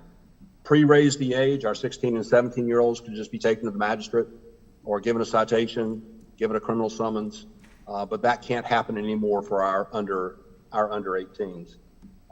There's more good news on the horizon connected to that. I've been working on some legislation this legislative session on raising what we're calling raising the floor, raising the minimum age for juvenile court. The minimum age for juvenile jurisdiction in North Carolina right now is 6 years old. That's the lowest minimum age in the world, not just in the country, but the lowest minimum age in the world. Representative Davis has been working really closely with Billy Laster, who's the Deputy Secretary of Public Safety in charge of juvenile justice, and our Juvenile Jurisdiction Advisory Committee to try to shepherd this bill through the House and pass the Senate unanimously to raise the minimum age to 10. We are hoping to get a floor vote in a couple of weeks. There's some, as always in the General Assembly, there's some last minute compromises that are underway, but I think they're generally positive and will protect the large number of kids. So that means that for our under 10 kids, probably unless they commit some of our most serious felonies in North Carolina, they're not going to intersect our juvenile justice system, which means they're not going to be interrogated by law enforcement about crimes. They might be questioned as a witness, but they're not going to be either interrogated or run downtown. I will share with you that as we get back to, I hesitate to use the word normal, but as we get back to normal with kids in school on a full-time basis, our progress monitoring team that exists as a result of our interagency agreement will get back to work collecting data, looking at trends, trying to make sure that the interagency agreement is working like it's supposed to work and that kids are being protected and that behavior is being dealt with in the moment instead of delayed, because the goal of all of us is for student behavior to change for the better, that learning happen when there's some form of discipline that's required. Because when that happens and behavior changes for the better, schools are safer. And that's why I was in Greensboro yesterday, because it does work to make schools safer when we change behavior for the better instead of the worse.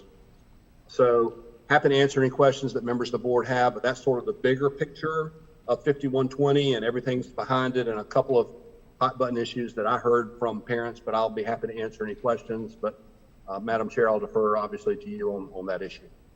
Thank you very much, Judge Corpening, and thank you for that information and so much clarification. And that's fantastic that you're fighting to raise the age again. We really appreciate the work that you do on behalf of children across our state, especially here in New Hanover County. Is there anyone on the board that has follow-up questions or additional clarification needed from Judge Corpening?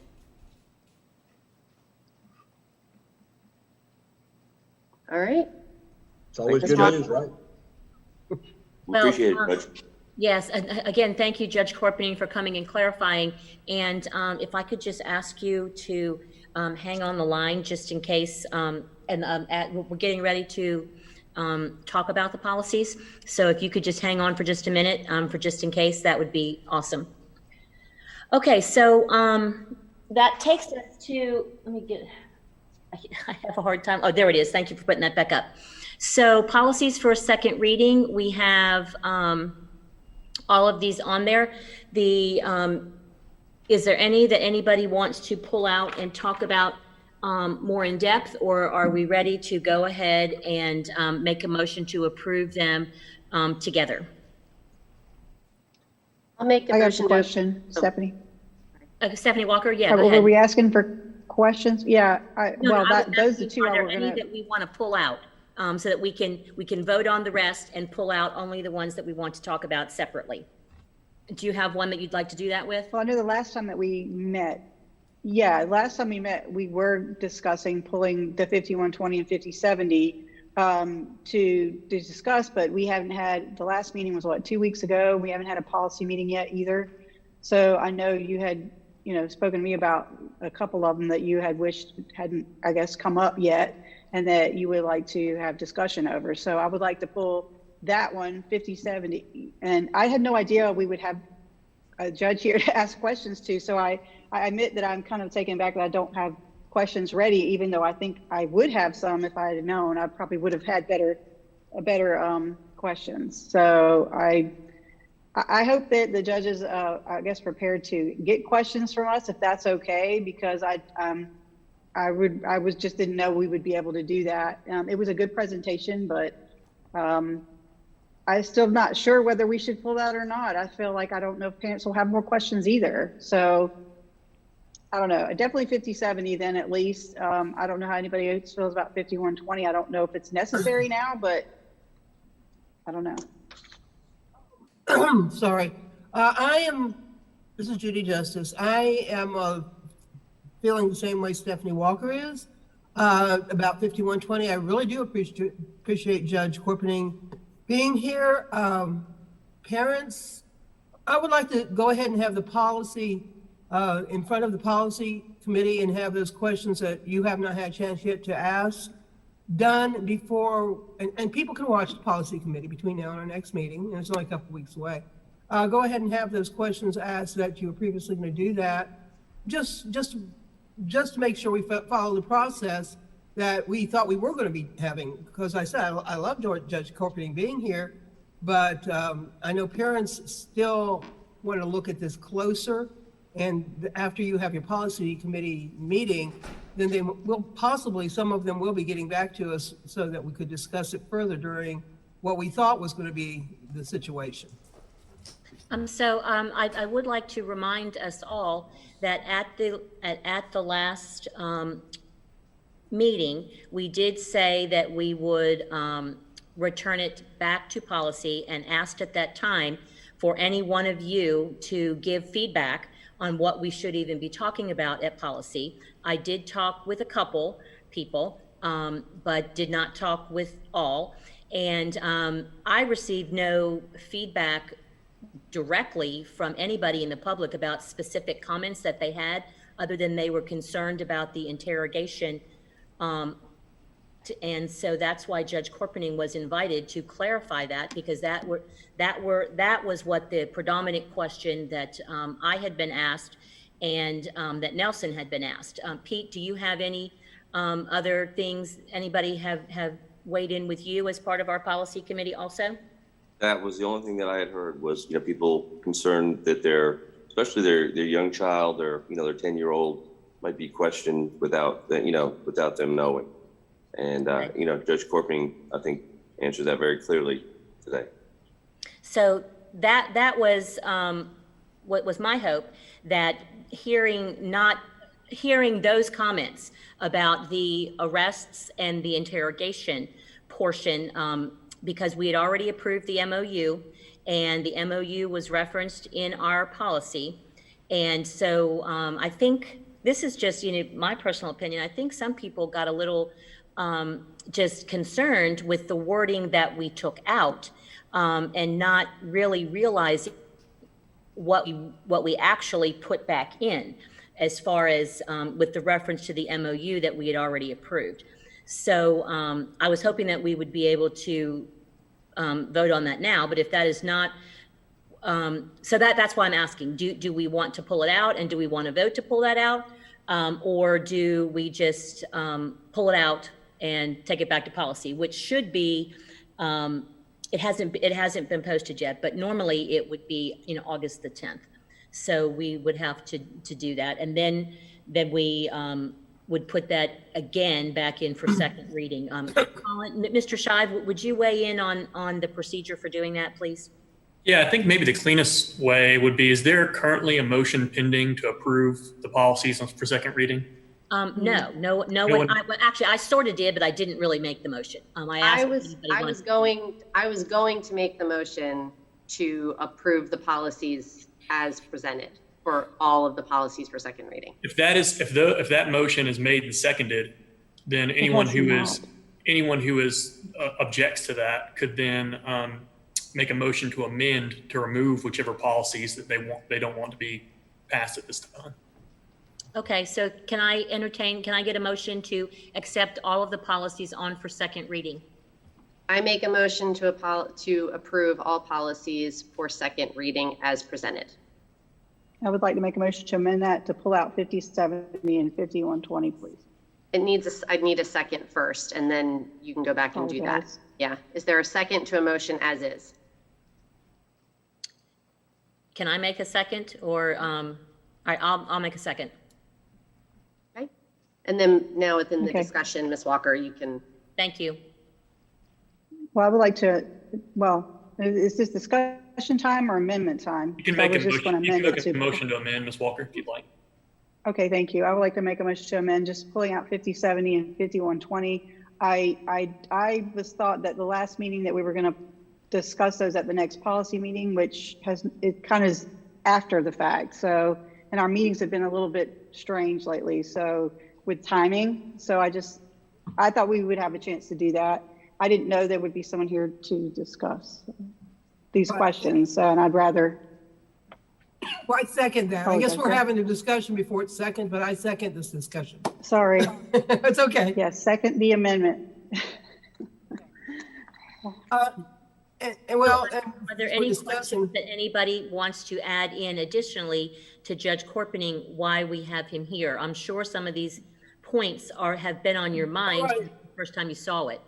Well, we're having a discussion right now from what the amendment we just did, and I want to follow through with the fact, and you just mentioned Judge Corpening, he might have caused parents that haven't yet contacted us because they thought they were going to be doing it during the policy committee. Maybe he alleviated some of their concerns, or maybe he expanded on some. So, this has been a very useful experience having him here talking about this particular policy. So, this is why, one of the reasons I'd like to go ahead. I mean, what is the harm waiting a week and then 2 weeks when we have our interim meeting to doing this? Because we said we were going to do it originally. All right, so there is a motion and a second to amend the motion to approve, and the motion to amend is to pull 5070 and 5120. Ms. Bowie, can you call the roll on that for the amendment?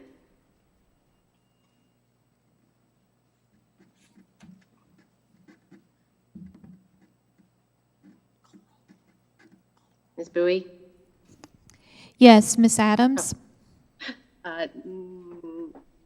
Aye. Ms. Justice? Aye. Ms. Craybill? Aye. Mr. McManus? Yes. Ms. Walker? Yes. And Mr. Wildebohr? Yes. All right, amendment passes 6-0. So now the alternate motion, the motion would now be to approve the policies as presented with the exception of 5070 and 5120. Is there a second? I think I did second that, yeah. Okay, Ms. Justice, I think seconded it. Any discussion? All right, Ms. Call the roll. Ms. Adams? Aye. Ms. Justice? Aye. Ms. Craybill? Aye. Mr. McManus? Aye. Ms. Walker? Yes. And Mr. Wildebohr? Yes. All right, thank you. Policies presented with the exception of 5070 and 5120, which will go back to the policy committee, have been approved. Ms. Craybill, anything else for this item? Nope. I do have those policies written down to put on the agenda for the upcoming meeting. All right. Thank you. Thank you very much. And thank you again, Judge Corpening, for being with us here this evening. We appreciate it. All right, next item on our agenda under old business is the school plan for the management of student behavior. Ms. Farnham.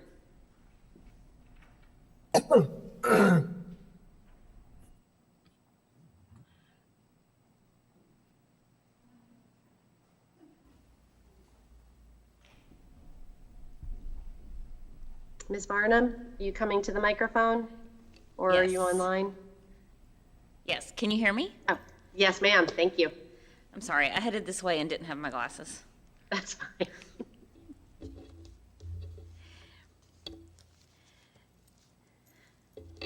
So, Madam Chair, members of the board, Dr. Faust, and senior staff, our school teams began the work yesterday in Behavior Leadership Foundations to establish a framework for taking an instructional approach to behavior, using data to reflect on current policies and practices, and to develop standard protocols for teaching and responding to behavior through a social, emotional, and equity lens.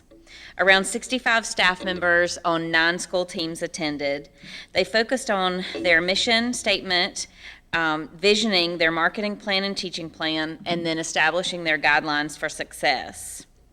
As of to date, there's no updated data to report, as we don't have discipline data at this time, but we'll be sharing again quarterly a review of data and progress. Next, our teams will be building their plans through the STOIC model. The STOIC model stands for Structure for Success, teaching expectations, observing and monitoring, interacting positively, and then correcting fluently. The next steps are to apply the STOIC model to classroom areas and classrooms. At that time, they will be continuing professional development in the next week or so, and then throughout the fall semester. And we will be reporting back on approximately a quarterly basis to provide data. Fantastic. Thank you for that update. Do any board members have any questions or comments? Ms. Adams? Yes, ma'am. Stephanie Walker. I do have a couple of questions. I like that we are doing this. I think this is going to be a great thing. I believe I remember Julie saying that or Ms. Barnum saying that we really want to, our goal is to end suspensions in elementary schools. I think that was a goal of our strategic plan that we currently are on. And I'm pretty sure it's going to be one for the next one that we're getting ready to approve.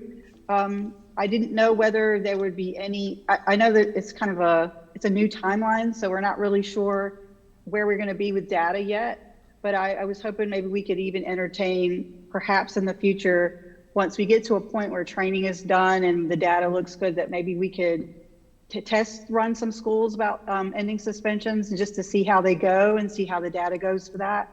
I don't know if that's something that we could discuss through EDI or whether it's something we could discuss, as board members to you. But I would love to hear your thoughts on that. I'm not sure I understand what you mean by a test run, but I'm certainly interested in providing, or the plan is to come back and provide data on a quarterly basis that would include discipline data, including suspensions. Okay, yeah, well, I guess, sorry to clarify, I know our goal is to end suspensions, and I know there's a big community outreach for that, and I know that is something that we want to do as a board, and that the district wants to do, and we want to do it properly and in the right way with the systems in place. But to be specific, I was like thinking we could do maybe once the program kind of gets going, we could do maybe a moratorium with a school or two to see how it works with suspensions. I didn't know what your vision was for this program. You mentioned quarterly updates, quarterly meaning throughout the school year coming up, the 21-22 school year, or when do you think that you feel like the program will show any kind of, success? Is that a good word for that?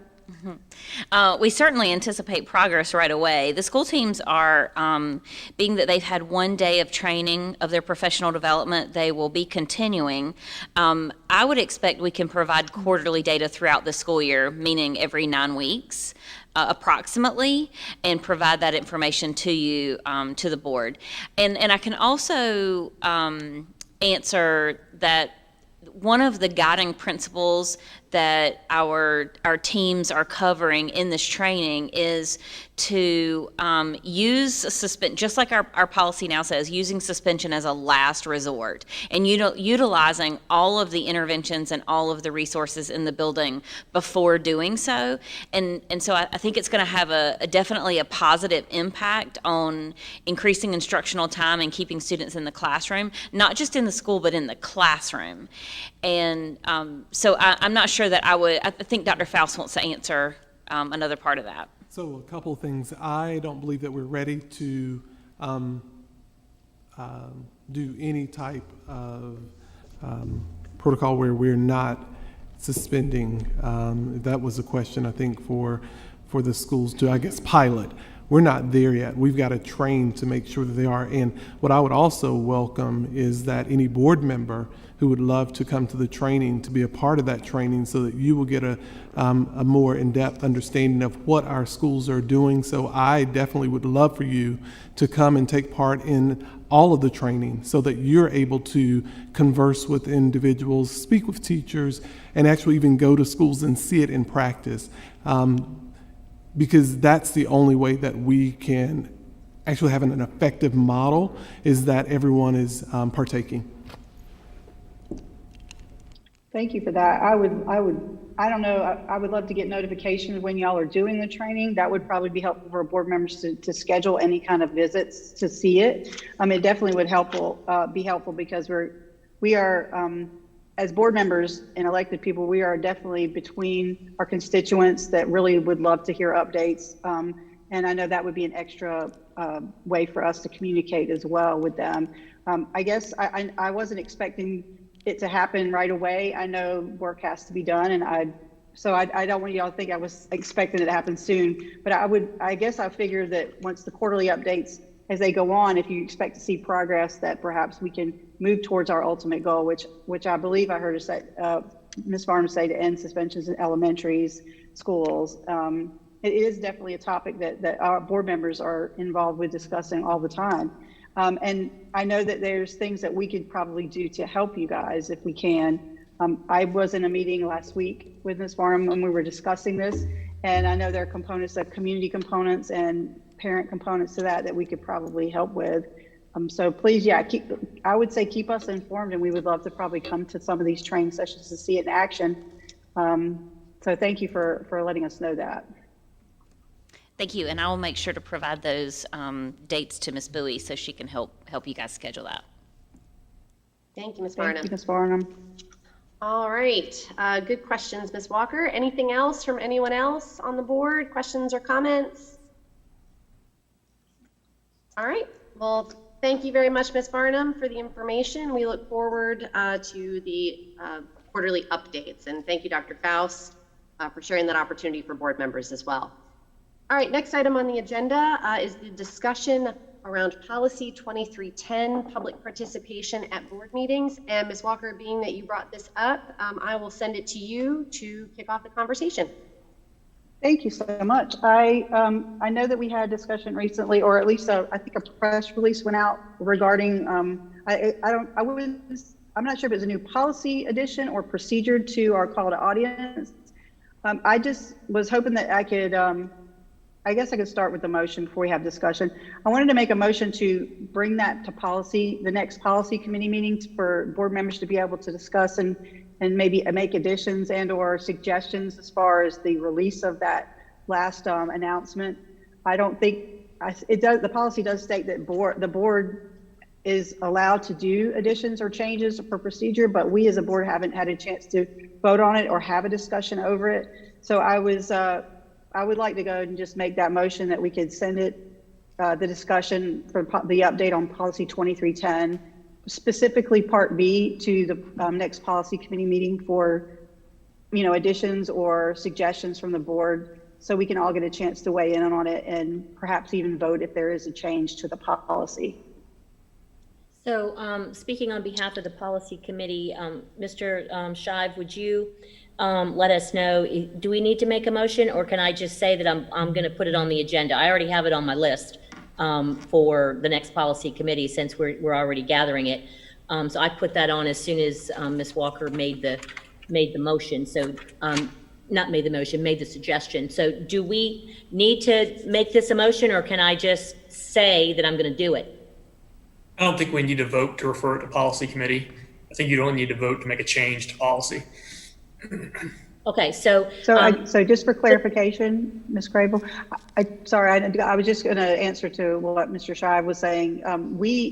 We've made some kind of procedural change. I believe we announced that. So I don't know if that was specifically a policy change that we didn't vote to do, or whether that's why I made the motion to do it. But if we don't have to make a motion to do it, I'm questioning whether we've changed this policy or not yet without a board vote.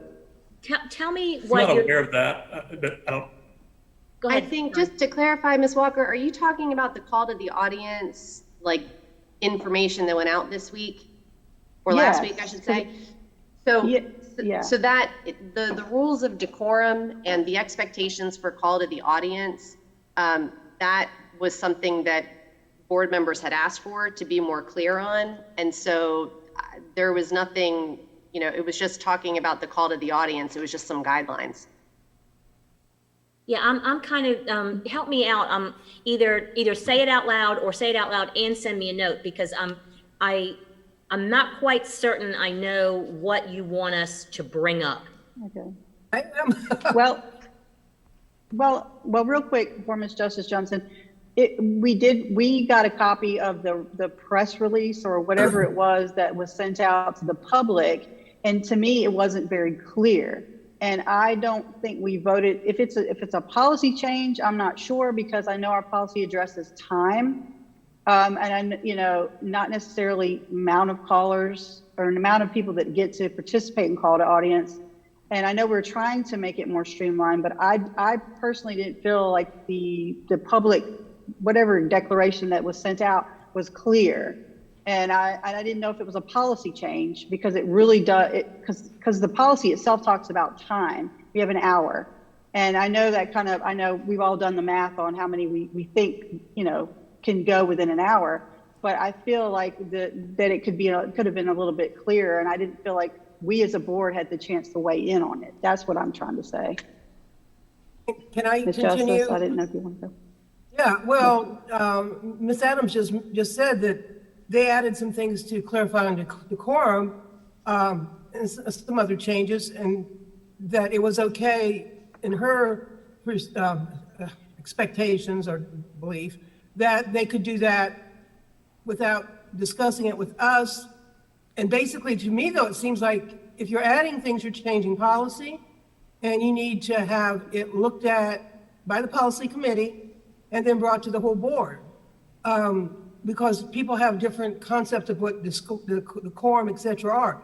Now, if there's somewhere in our policies that says that the chairperson and whoever decided to do this can do that on their own, I would like to see that. But I thought that when we started adding things to policy or taking things away, we were supposed to do this in the proper process of bringing it to the policy committee, having it up in discussion, bringing it back to us, and then we discuss, et cetera.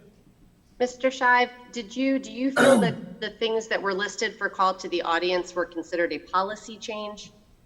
I don't think that anything that was in the call of the audience public announcement was outside of your policy or violated your policy or was in contradiction of your policy. But if the majority of the board wants to amend your policy to make it clearer or to address some of particulars, then you certainly can do that. Ms. Craybill? Yes. So what I'm hearing is that we didn't like the fact that we were not going to get a chance to waive this policy and allow more than 30 people to talk, which 30 and just let me say my point, and then so our policy says we can speak for an hour, any number of people. And, but it also says if we have more than 10 people sign up, they only get 2 minutes. So 2 into 60 is 30. So that's not a change of policy at all.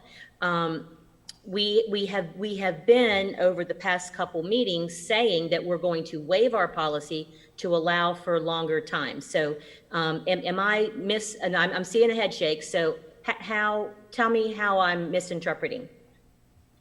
I just think that the policy doesn't say anything about the amount of speakers. It speaks to the amount of time. And I think that if we're going to start, first of all, saying limiting people that can speak, that goes against our policy. And it's not just that, it's the wording of what came out. Because some people were confused with the wording, whether it's 25 online speakers, does that mean you get to speak, do the recording, or is it people that signed up during signed up online? Or there was a lot of confusion with the wording, and I actually sent it to you guys and I got no response. So I really just felt like it's something we could clean up or clear up or make better. And if we are limiting to 30 people, then we should say that in policy.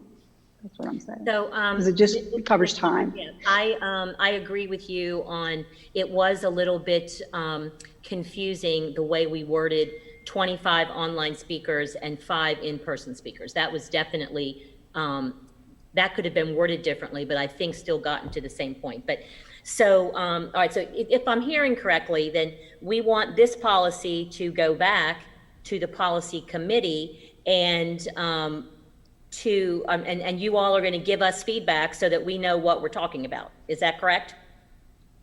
Well, I know I already have, but I will be happy to No, speak to you I more mean, about it. I And- have your yeah. feedback. I have yours, I Yeah. understand.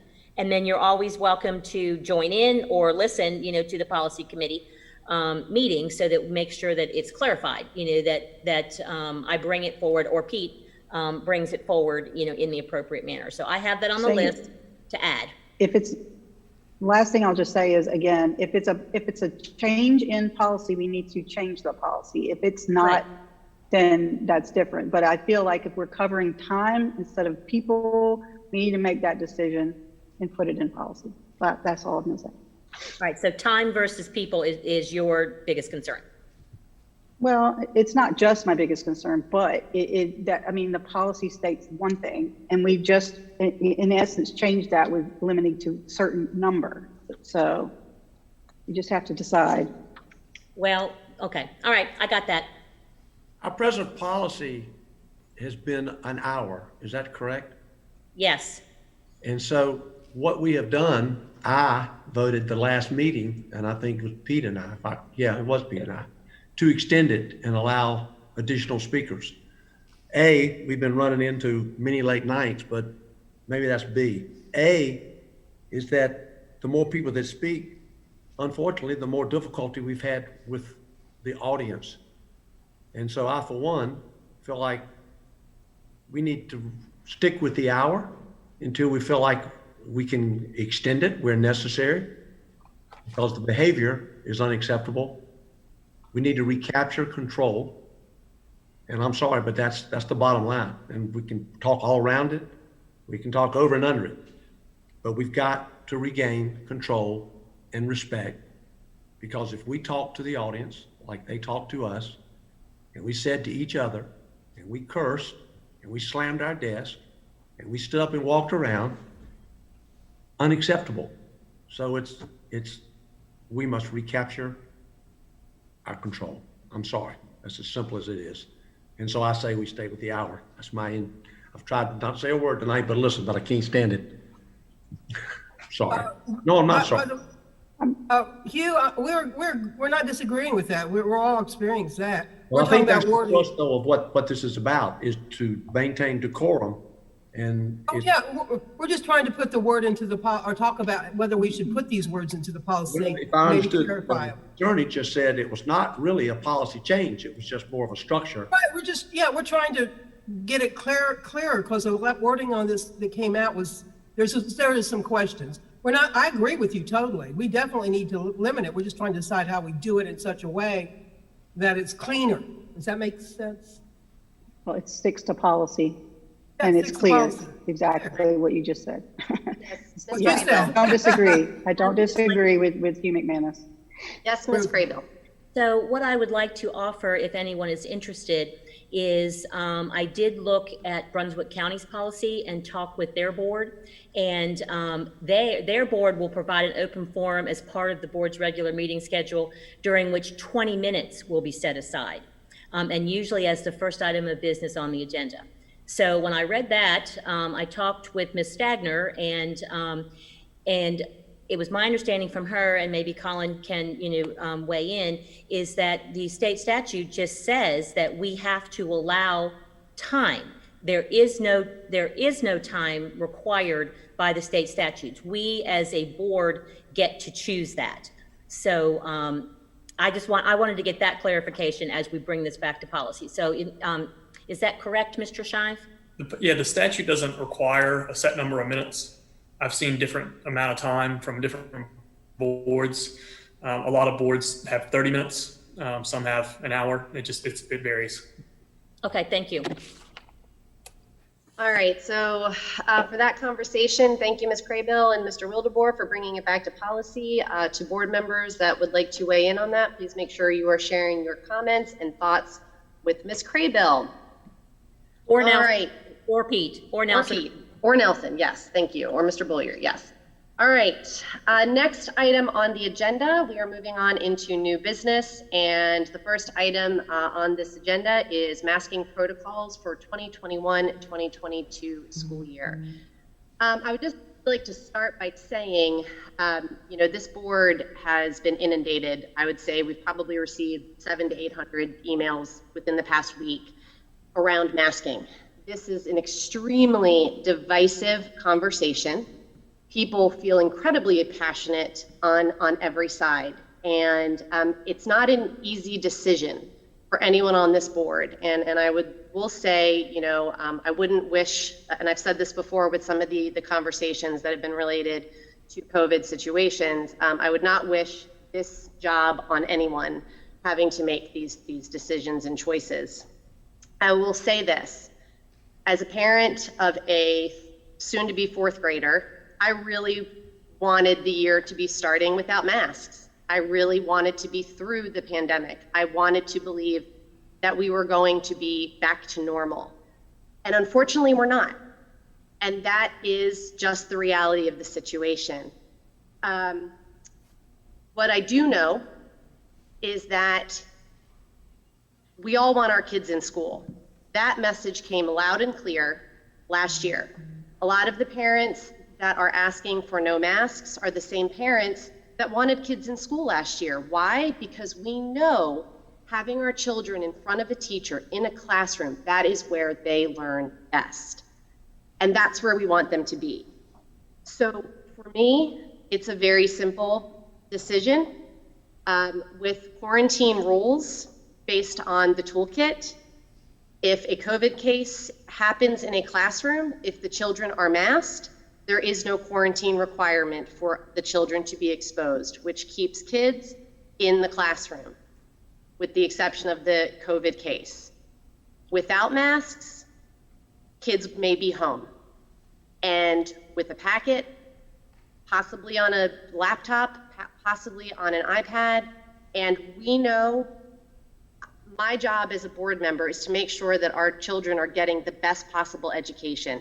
That to me is being in a classroom in front of a teacher.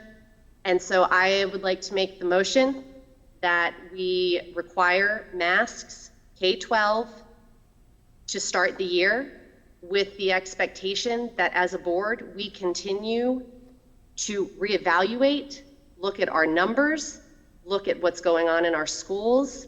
But that is the recommendation that I would like to bring forward, and I would like to ask for a second. I'll second it. Stephanie Walker.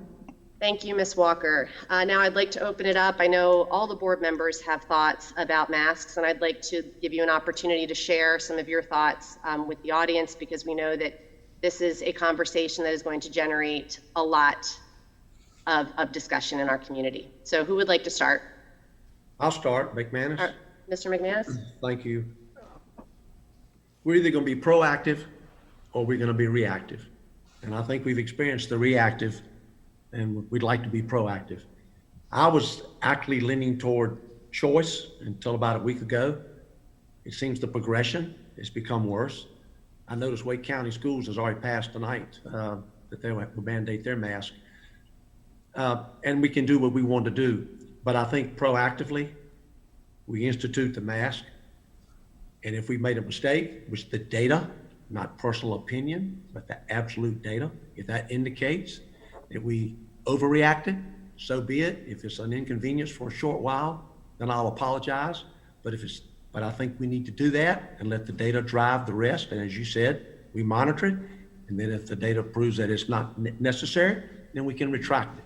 But I think we need the inconvenience for the safety of our staff, in addition to our students as well.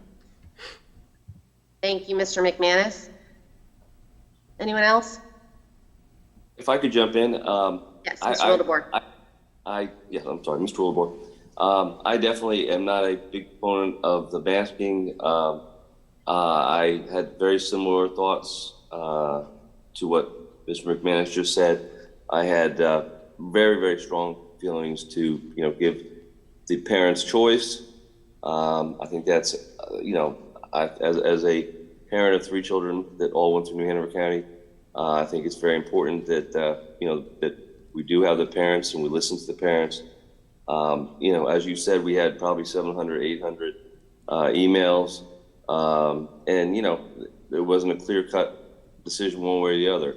And when it comes down to it, and we can say, well, we opted to go and lean towards student safety. And as you just said, instead of having half a class that has to go home, you may have one child that goes home and hopefully recovers quickly. So, I'm all about having students in the classroom learning. So I think that's the clear choice at this time. And I do like the idea of readdressing it very quickly and seeing if there is, if it kind of blows by and we can say, 2 or 3 weeks into the school year, we don't need him anymore, or we give the option, that might be the way to go then. But that's my thoughts. Thank you, Mr. Wildeboer. Anyone else? Yes, Ms. please. Walker. Ms. Adams, Stephanie Walker.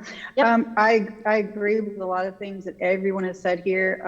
Not to mention that, we have a lot of, we have the American Academy of Pediatrics that are recommending it. We have so many people recommending that we go with a toolkit as well. We have recommendations from our staff and from our superintendent as well, because we want to keep kids in school. We want to raise those literacy rates. We want to, keep us all safe, keep all the kids safe. And that's really what I lead with as well, because I feel like, we don't have a remote option right now, especially in the elementary schools. And I think that it's going to be really hard to justify, quarantining a whole classroom. It is not going to be a good thing. And I just feel like with all these things that have come out lately, especially with this variant that is a lot stronger, a lot more virulent, and has caused some breakthrough infections, I would just, for me, it would be to err on the side of caution. And I would also agree that we should revisit this when our numbers perhaps are hopefully better and, vaccinations become more available to the younger kids. So that's all I have to say. Thank you. Thank you, Ms. Walker. Ms. Justice or Ms. Craybill? I would like to just reiterate that I was for choice on masks until just recently. And I am not an expert in the field by any stretch. And I was hoping that we would have some stats from our county health department that showed the drastic acceleration of cases in our county, the rapid spread, and that perhaps we would hear that there were several floors on the hospital that were hospitalizations. Now, we don't know, what the ages are or any of that kind of stuff, but that's all that I would want to say, that as we review each month, that I would hope that we would be able to use some data from our county to show what our transmission rate is. All right. Thank you. Ms. Justice? Everything that everybody has said, I agree with. I know that there are difficulties with communication in developmental stages, but you know what? The kids will be in school, and it's better they be in school and go through this at this point and be able to keep the schools open than to have to go backwards. The health department isn't here, but I've been keeping very close tabs on what's going on. The first, I think it was June, it was 2 or 3 new cases a day. We were going down. It was looking really good. And then this Delta variant just went across the country like wildfire. Yesterday, we had 105 new cases. It hasn't been like that since last winter when things were hitting like crazy. And this is just in, 2 months. In fact, it's actually only been in a month. We got to put safety first. I'm hearing a lot about choice, but part of the Constitution, the preamble, an old social studies teacher, it says you have your rights, but right next to it says you also have your responsibilities. And we all need to be responsible for each other. We as board members have to be responsible for the safety of our kids. So that is what I am basing my belief on. And I certainly don't want anybody sick. In some cases, for those people that aren't vaccinated, and I guess not bringing that topic up is necessarily a good thing or bad thing, but those who aren't vaccinated for various reasons, if they get this Delta variant, they could end up in that hospital and very easily die. And that's not good. And the Delta variant also is hitting children in ways that the original one wasn't. So we really need to me, and I think most people that I know, need to err on the side of safety for all of our community, especially our kids and the people that work with them. So that's what I have to say about that. Thank you, Ms. Justice. I appreciate all the board members sharing their thoughts. I would like to call on Ms. Barnum if she could take a few minutes and share some of the data also that we've had some conversations around. I've been following it very closely myself, but just if you could share some of the data, because I know you've been working very closely with the health department on all of these. So if you could share some of that, please. Absolutely. So I've got data up on the screen, and I also want to talk through a couple of points. Current public health guidance provided to school districts. So after months of decline, North Carolina and the New Hanover County area is experiencing a rapid increase in COVID-19 cases and hospitalizations, especially among those who are unvaccinated. Recently, the Centers for Disease Control issued an updated guidance for schools, and in that it included points such as students benefit from in-person learning and safely returning to in-person instruction in the fall of 2021 is a priority. Additionally, vaccination is currently the leading public health prevention strategy to end the COVID-19 pandemic. Many schools serve children under the age of 12 who are not currently eligible for vaccination. Therefore, the guidance emphasizes implementing layered prevention strategies, using multiple prevention strategies together consistently. Our local health officials are monitoring our community transmission, vaccination coverage, screening, testing, and occurrence of outbreaks to help guide the decisions on those layered prevention strategies. With the rapidly accelerating viral transmission and the increased contagiousness of the Delta variant, the CDC on July 27th provided an even more updated guidance to include recommendations for universal indoor masking. The health department in New Hanover County advises we follow these quote-unquote shoulds from the toolkit based on community data. One other piece of information that was shared was knowing that there are breakthroughs. So we are also seeing positive cases among individuals who have been vaccinated. And as expected, because there's never in history, and this is update from Health Department, never in history of vaccines has there been a 100% guarantee, but they're urging vaccination for all who are eligible because it gives a level of immunity that you wouldn't have otherwise, and chances are the illness will be much less severe. So providing this information on the screen, we have a total number of cases and the percentage of those cases since March of 2020 that fall in the ages of 0 to 10 and then the ages of 11 to 17. As we move on down on the screen on the visual, these are the July 2021 breakdown of cases by age. And then we see our vaccinations as of July, or in July 2021.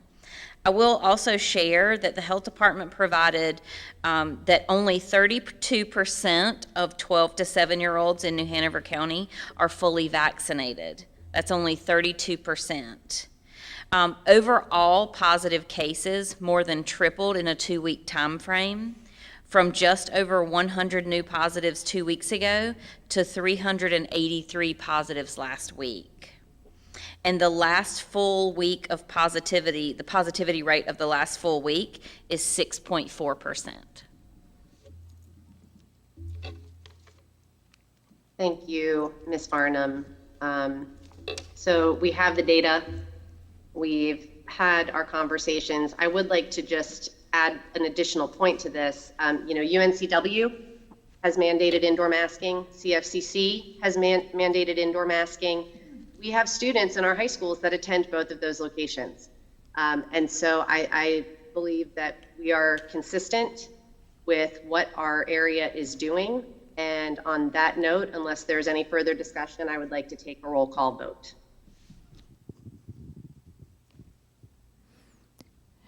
Ms. Adams? Aye. Ms. Justice? Yes. Ms. Craybill? Yes. Mr. McManus? Yes. Ms. Walker? Yes. And Mr. Wildebohr? Yes. Motion passes for K-12 masking to start the school year with an anticipation that we will be reviewing data and paying attention to it closely as we go, with the hope that we will be able to drop masks when it is safe, and we can keep our kids within the classroom for the instructional time. Thank you very much. Next item on the agenda. Thank you very much, Ms. Farnham, for that presentation as well. Next item on the agenda, policies for first reading. Ms. Craybill, this one is coming back to you. Okay, so these are the policies for first reading. There's a bunch of them. We're into the 6,000 series now, so we're about 3/4 of the way through. This requires no action. This is basically just learning what's on there, unless there are any that anybody would specifically like to talk about and or send back to policy. So these will be on the agenda for the next 30 days. If anyone has any edits, questions, these will be at the policy committee? No, these are already went through, sorry. Policy. These will be on for second reading at the September meeting. So if there's any comments, questions, concerns, please refer them to Mr. Bollier before presentation for policies for second reading. Great. Thank you, Ms. Craybill. All right, next item on the agenda as we move into our information items, the Laney High School football field. This conversation was started at the last meeting when the oh, yes, Ms. Justice? I'm sorry. Yeah, is it possible for us to take a short break? Oh, sure, absolutely. Let's take a 5-minute break and we can come back at 8:38. Does that sound good? All right, thank you.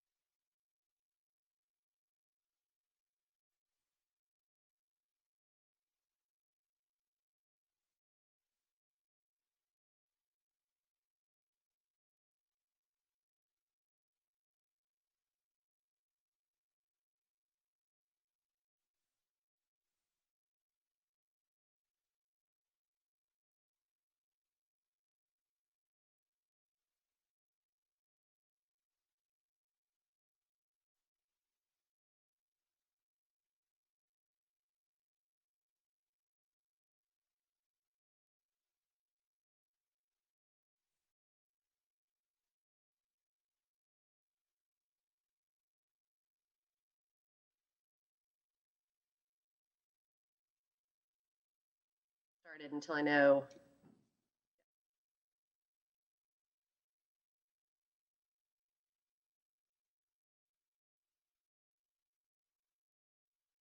Maggie, we can come back from break, please.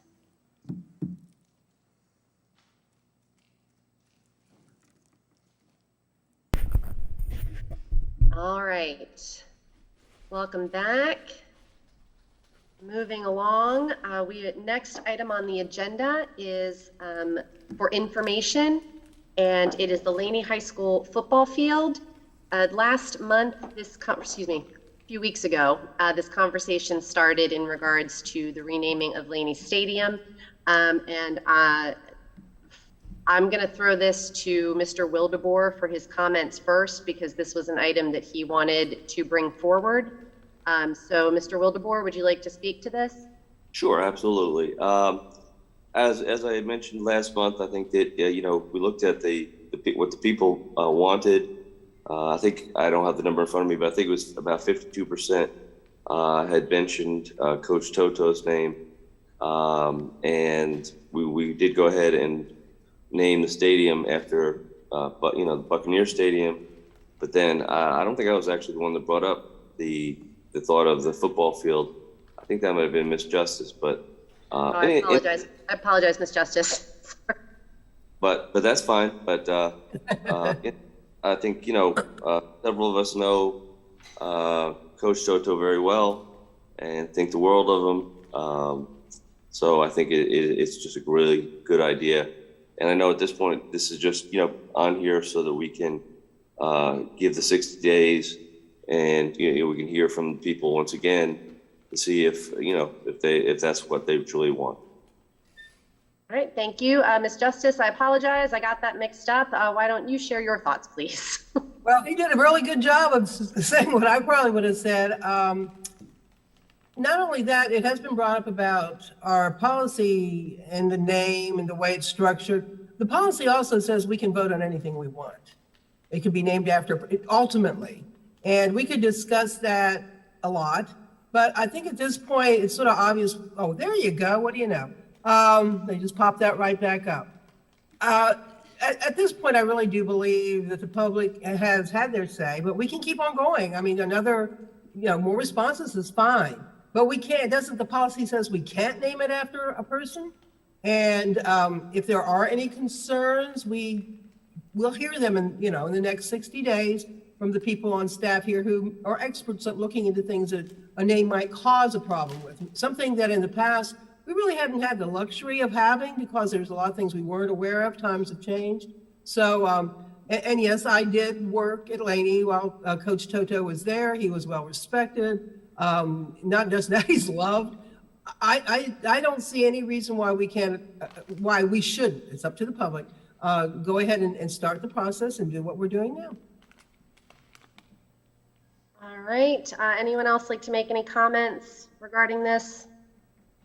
Yes, Stephanie Craybill. Yes, Ms. Craybill. Well, I would just like to call our attention to the policy where it says that we would have to be, if we are going to name it after a person or something other than a geographic term, then we would have to waive our policy to do that. So I just wanted to go on record that I don't think this is something we should be waiving our policy on.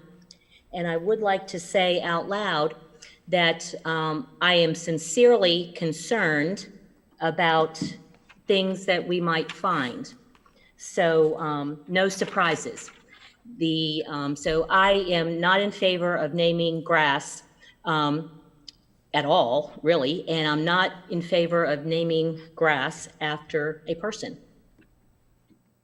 Thank you, Ms. Craybill. Mr. McManus or Ms. Walker, either of you like to weigh in?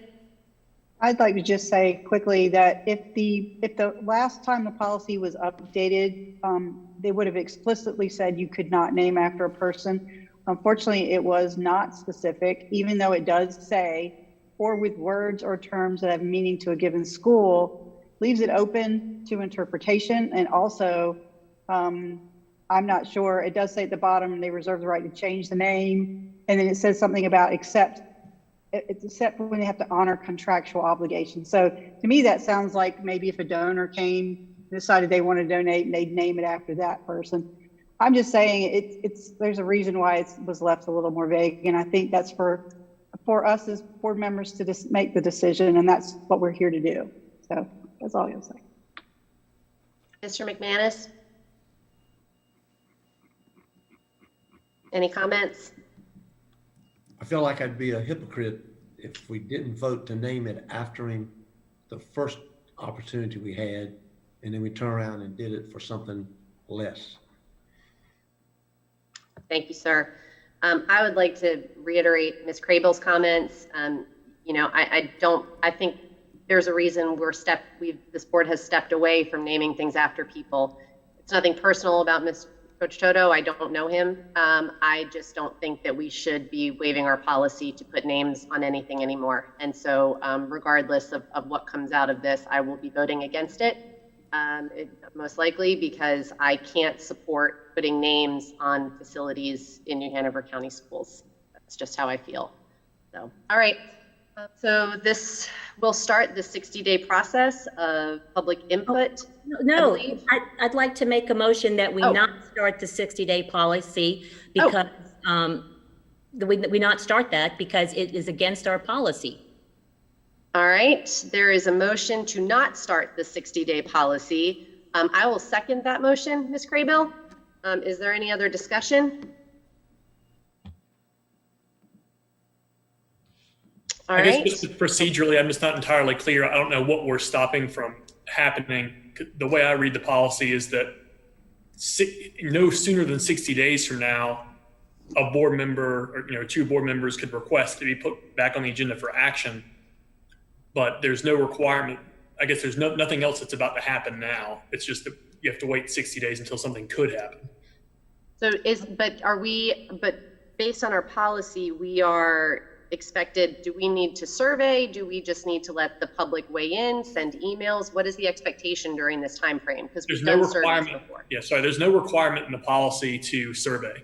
It only says that you have to allow sufficient time for public input and comment, 60 days.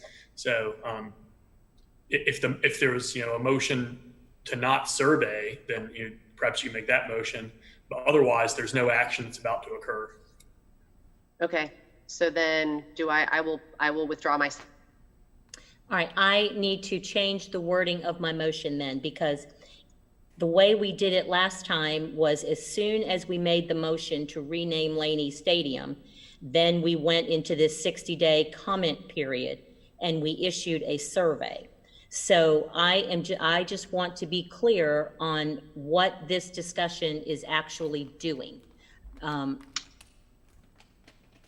So Colin, please help. Yes, the discussion is not doing anything other than starting the timeline from which action could be taken on it at a later date and time.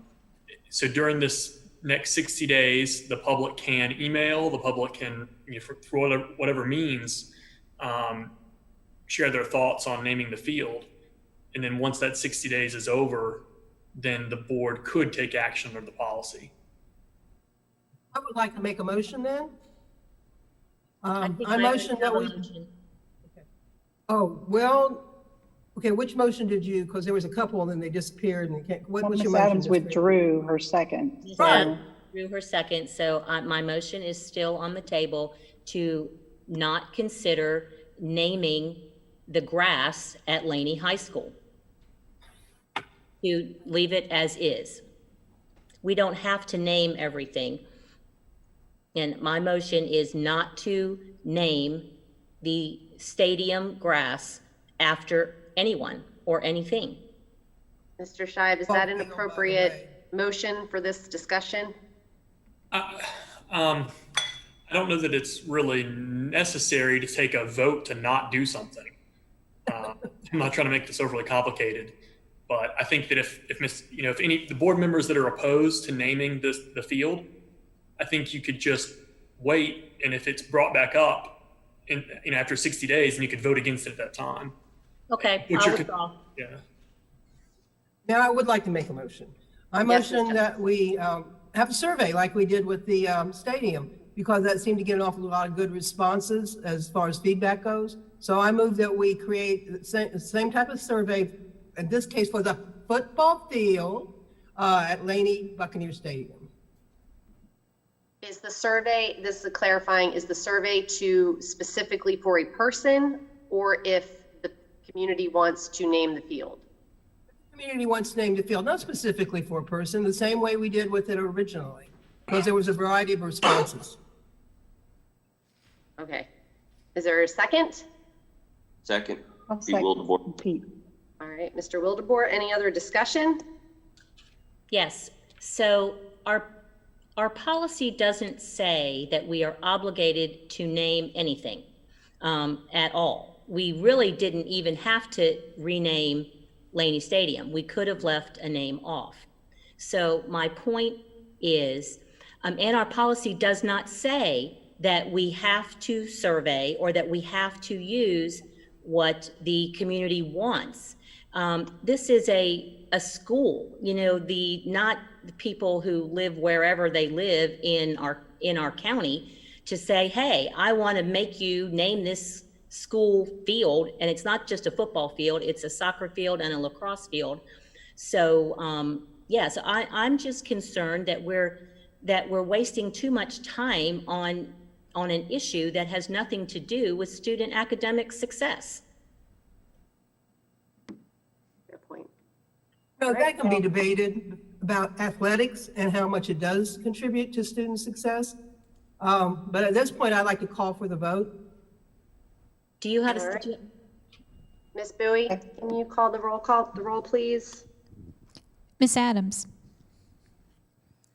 No. Ms. Justice?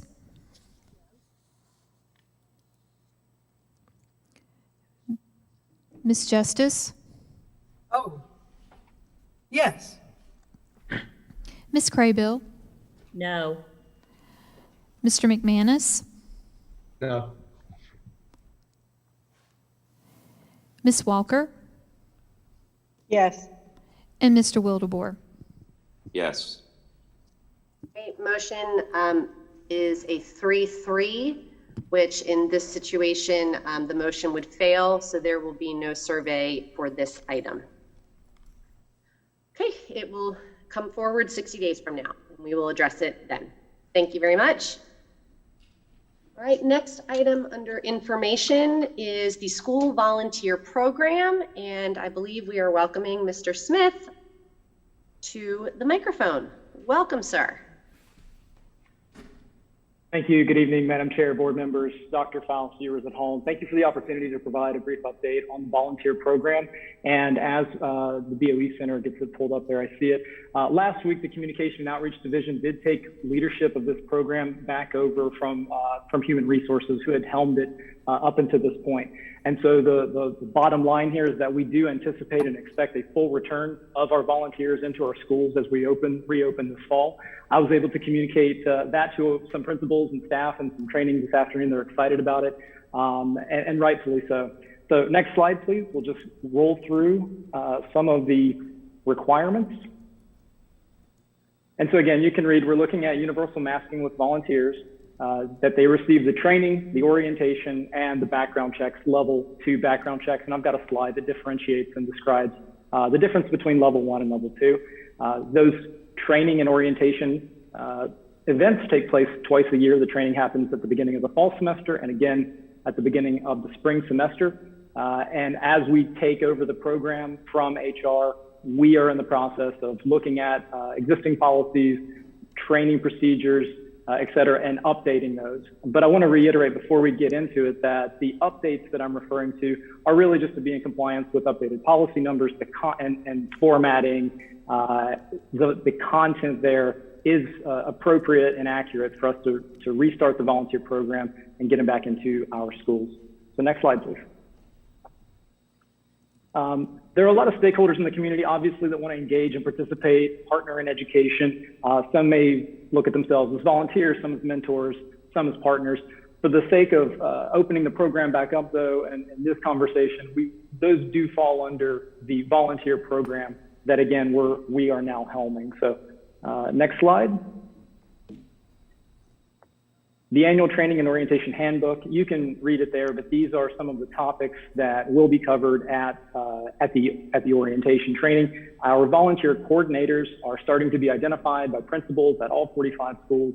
And in my office, we'll work with those volunteer coordinators to ensure that they have the training material they need to train the volunteers and get them back into the schools. And again, these are some of those policies, and these are all currently accurate. Those updates that we are making, again, are really just policy numbers at this point. Okay, next slide. So when we say level 1, level 2, I think you all know, but for the public and folks watching, a level 1 volunteer is essentially folks that have that are going to be in the classroom supervised with NHCS employees or educators. Level 2 volunteers are those that may find themselves with students alone. So human resources, while we are helming the overall volunteer program, level 2 background checks are going to be maintained in human resources, and we're working with them. So level 2 background check, and it's been the case since 2013, it's a $20 background check. HR runs that individual who's applying through the Background Investigation Bureau for a background check, and then there's an additional program called Guardian, where it's continuously updated to ensure that nothing has hit that system. If they come back approved, then they go into the volunteer pipeline. If they come back disapproved, that again is an HR matter to sort. Okay, next slide. Oops, I'm sorry. If we could go back one slide, please. All right. So again, background checks. It's a $20 background check, as I mentioned. It's been that case since 2013. HR manages the background check process.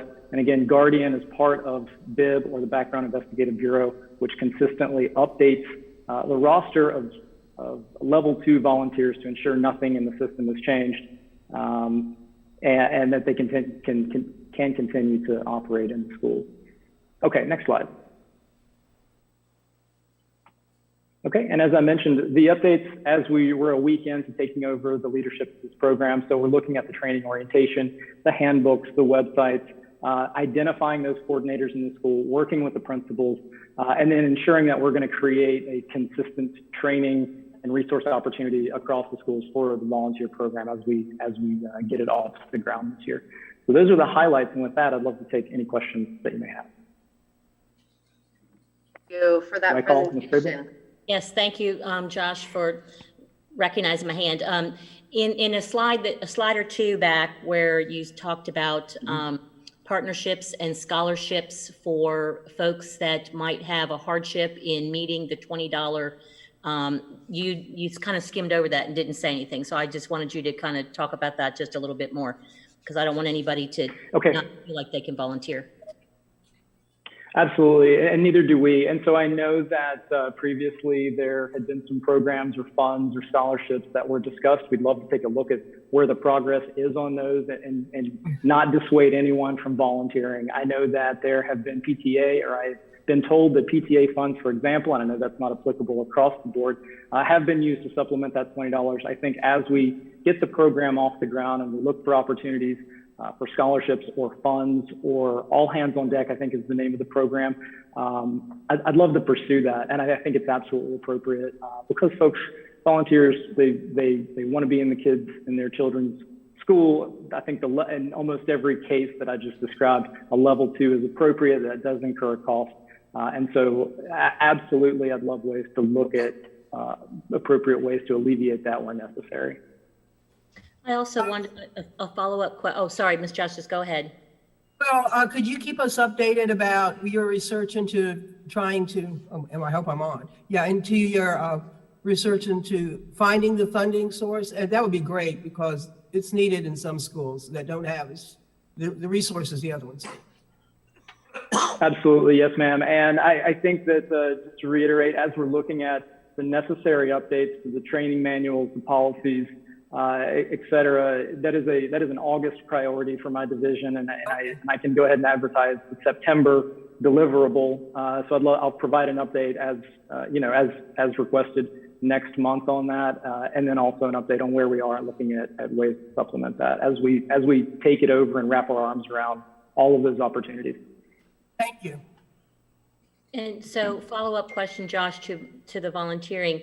PTA parents, PTO parents, parent support organizations, whatever they call themselves, at their schools, and just community business volunteers, they're all treated the same. Is that correct, as far as this goes? That's correct. Yes, that's correct. So we really want to, it's about the safety of our students and ensuring those checks and appropriate balances are in the system. So an organization can't be approved. We're looking at individuals, running individuals. And again, I have to defer to HR in that regard, but we're looking at individuals, screening individuals. So folks in the PTA or a partner, we've got partners in the community. Those individuals would need to be, in this case, level 2 screened and then admitted. So yes, it'd be the same, under the purview of the same program.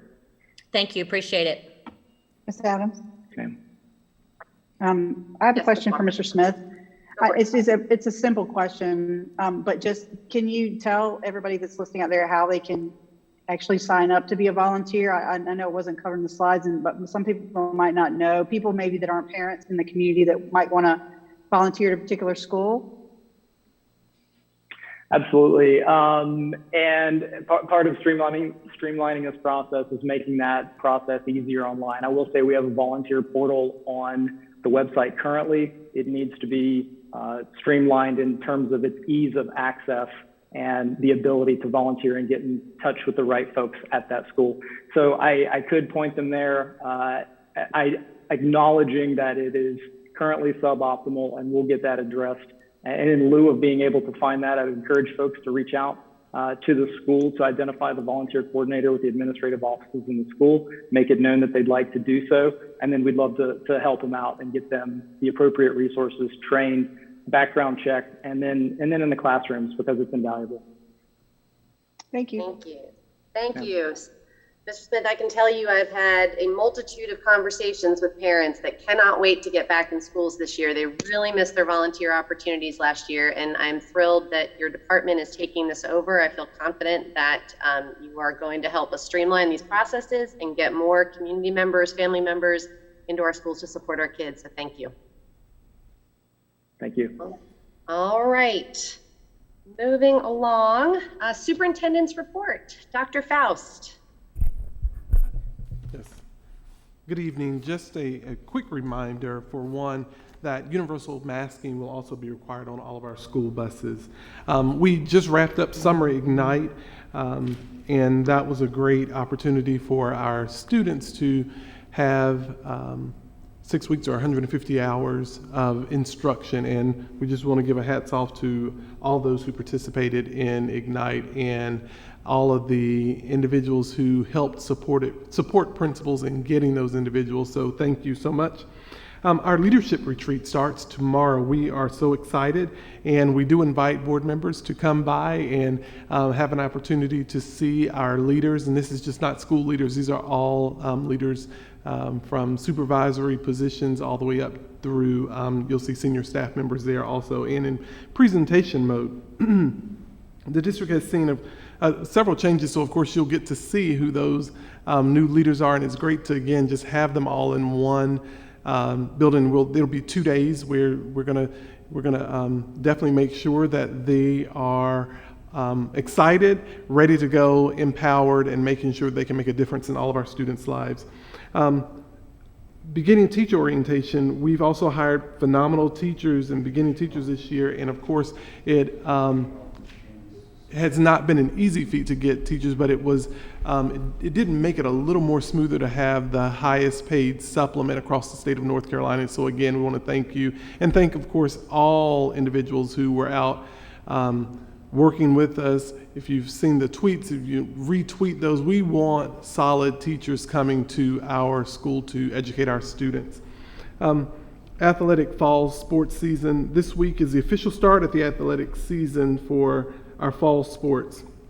I wish all of our fall sports seasons success, and just know that we had a great season this year. Our students went to the state, and we had so many that finished first, and So again, we're looking for the same thing. So I'll say it, these students have some big shoes to fill, and those who are still in those shoes, we want you to just do it again. PTA and Town Hall, I look forward to meeting with our PTA and PTO on August the 11th. They are one, if not only, our largest volunteer network. And just so that you know that volunteers, they contribute nearly 300,000 hours of volunteer work, amassing over $3.5 million. So thank you again. Open house, Snipes and Freeman held open houses today, August 3rd. Traditional schools open houses are the week of August 16th. From parents to teachers to administrators, I know everyone is excited to have students in the building again, and we are glad that you have chosen New Hanover Schools as your priority. Again, I'm just looking forward to the start of a school year. We are wanting to make sure that everyone knows what the expectations are. So again, leaders will be there tomorrow and Thursday, and we'll be setting expectations. And again, just looking forward to it. And again, board members, if you can stop by, please do. And we will look forward to seeing you this week. Thank you so much. Thank you, Dr. Faust. I was just notified that live streaming has gone down. They are rebooting the system as we speak. So let's take a 2-minute pause to see if we can get that back up. Oh, just kidding, we are back up and going. So ignore that. Thank you, Dr. Faust, for that report. The next item is board chairperson's report. I don't truly have a report. All I have to say is that, we are going into the most wonderful time of the year. It's back to school time. We've already welcomed some of our schools back for our year-round students and our restart students, and we are now getting ready for the rest of our students to come back in about 3 weeks. So as our teachers and administrators and staff all get back into the buildings, I'm just wishing you all the best as you set up your classrooms. And I know that 2021-22 is going to be a phenomenal year for all of our kids and everyone in our New Hanover County Schools community. So thank you very much and good luck. All right, next item, committee reports. No one reached out to provide a committee report this evening, so I believe we can move through that item. Next item on the agenda is correspondence. Is there any correspondence that anyone would like to share? No? All right. If none, we will keep moving. Call to the audience. We had no additional call to the audience this evening, which takes us to announcements. And I just pull up, the following board-related meetings will be held during the month of August. The Policy Committee will meet on Tuesday, August 10th at 9 a.m. The Board of Education will hold an interim board meeting on Tuesday, August 17th at 5 p.m. And next item on the agenda was the addition of the closed session. And you know what? You can pull that up on mine. I'd like to ask for a motion to go into closed session pursuant to North Carolina General Statute 143-318.11 A1, 3, and 6 to consider personnel matters and to maintain the confidentiality of personnel records under North Carolina General Statutes 115C-319 and -321. Prevent the disclosure of student records rendered confidential under the Family Educational Rights and Privacy Act, 20 U.S.C. 1232G. To consult with the board's attorney to preserve attorney-client privilege information, including in the case caption, John Doe v. New Hanover County Board of Education, et al. New Hanover County Superior Court case number 19-CPS-2745. Do I hear a motion? So moved. Thank you, Mr. McManus. Is there a second? Mr. Wildebohr, second. Thank you, Mr. Wildebohr. Any discussion? Ms. Bowie, if you could please call the roll. Ms. Adams? Aye. Mr. Billiard? I'm sorry, Ms. Justice? Yes. Ms. Craybill? Yes. Mr. McManus? Yes. Ms. Walker? Yes. And Mr. Wildebohr? Yes. Motion passes. We are in closed session. Thank you all very much.